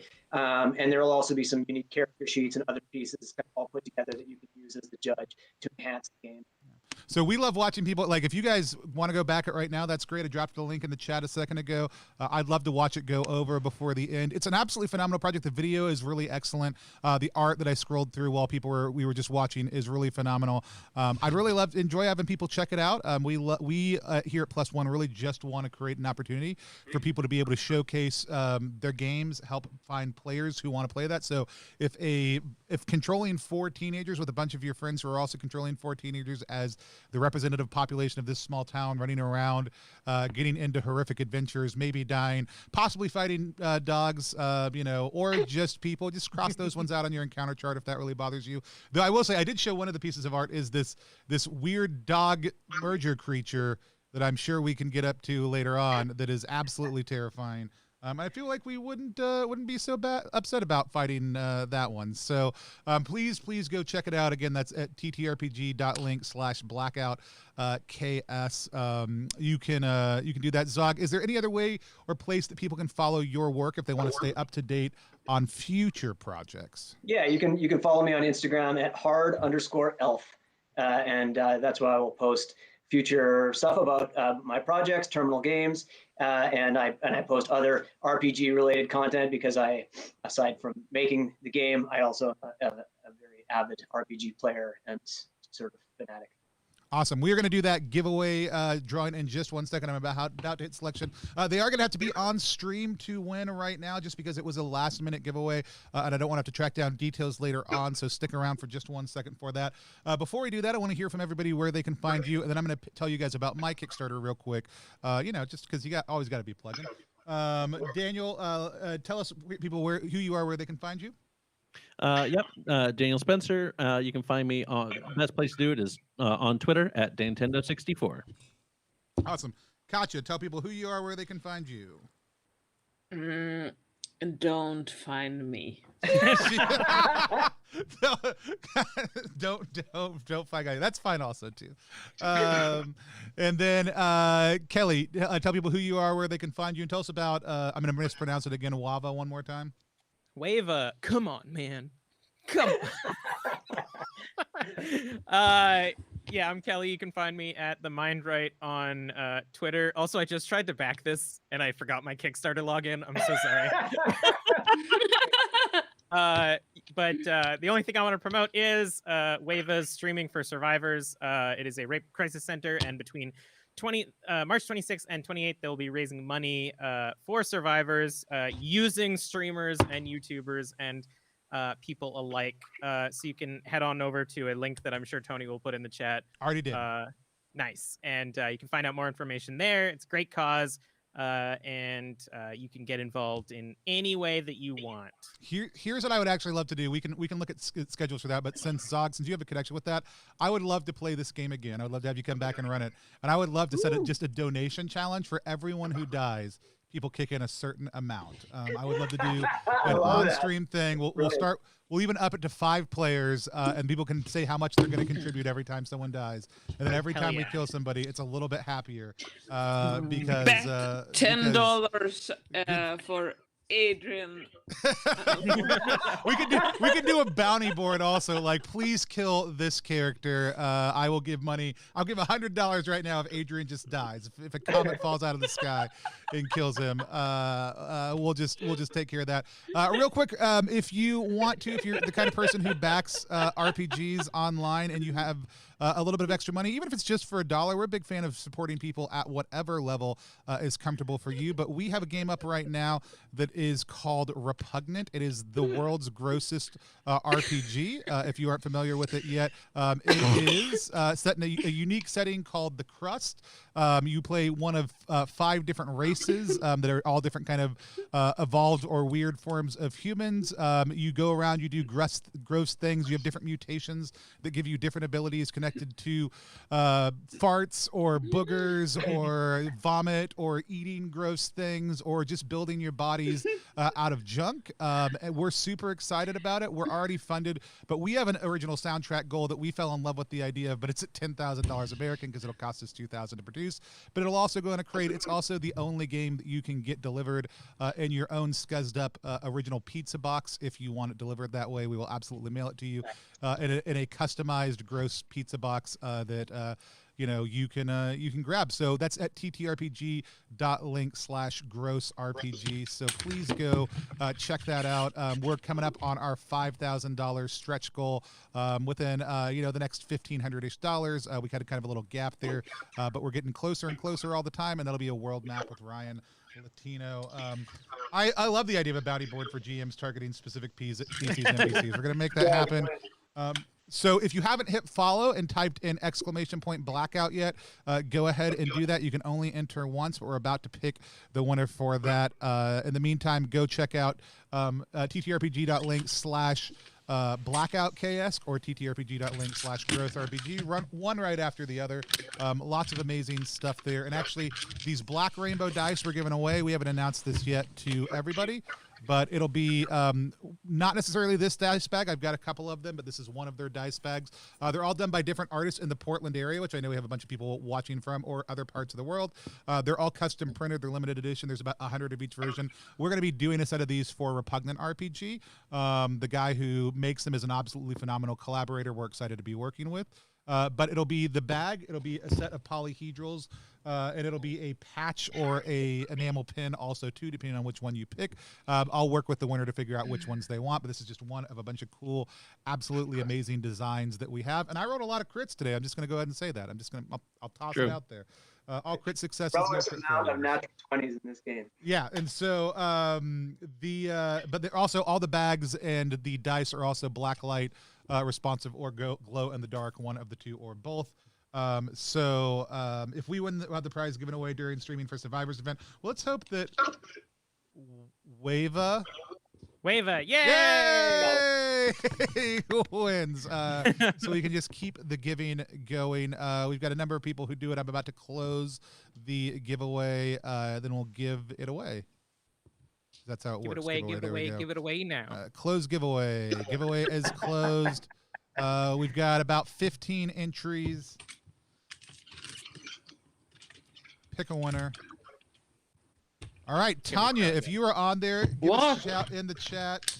Tanya, give us a shout to let us know you're there, because if not, I'm going to hit pick winner again. Tanya is there, so Tanya, just shoot me a message here live online, and we'll start the process of making sure we get you those dice. I'll shoot you an image with some of the different options, and we'll go from there. But go ahead and shoot me a message. But everybody give them a round of applause. Again, one more time, I want to encourage you guys to go out there, support creators at any level, even just at $1 a day. Zine Quest has hundreds of games up right now on Kickstarter that are absolutely amazing. A lot of small, first-time, or diverse creators. Backing them at $1 helps the Kickstarter algorithm discover them. It helps it's helped to have $1, and then if you share it online, it helps other people discover the game. Please, even if you can't back, consider sharing Blackout and Repugnant online to help other people, your gross friends or your 80s horror friends, discover the game. We'd really appreciate it. We know you've got some of each for sure. Yeah, and some of them are probably the same person. Like let's be honest. And so, but also everybody who rated in and has stuck around, thank you so much for those of you who have been with us the whole time. Egoless, I saw you. Egoless, one of the two. I know I always mispronounce it. I saw you in there the whole time. Thanks for being with us too. But again, I still never have a good way to close these out. So until next time, we're just going to wave at the stream until we go off. Bye. Bye. Waving.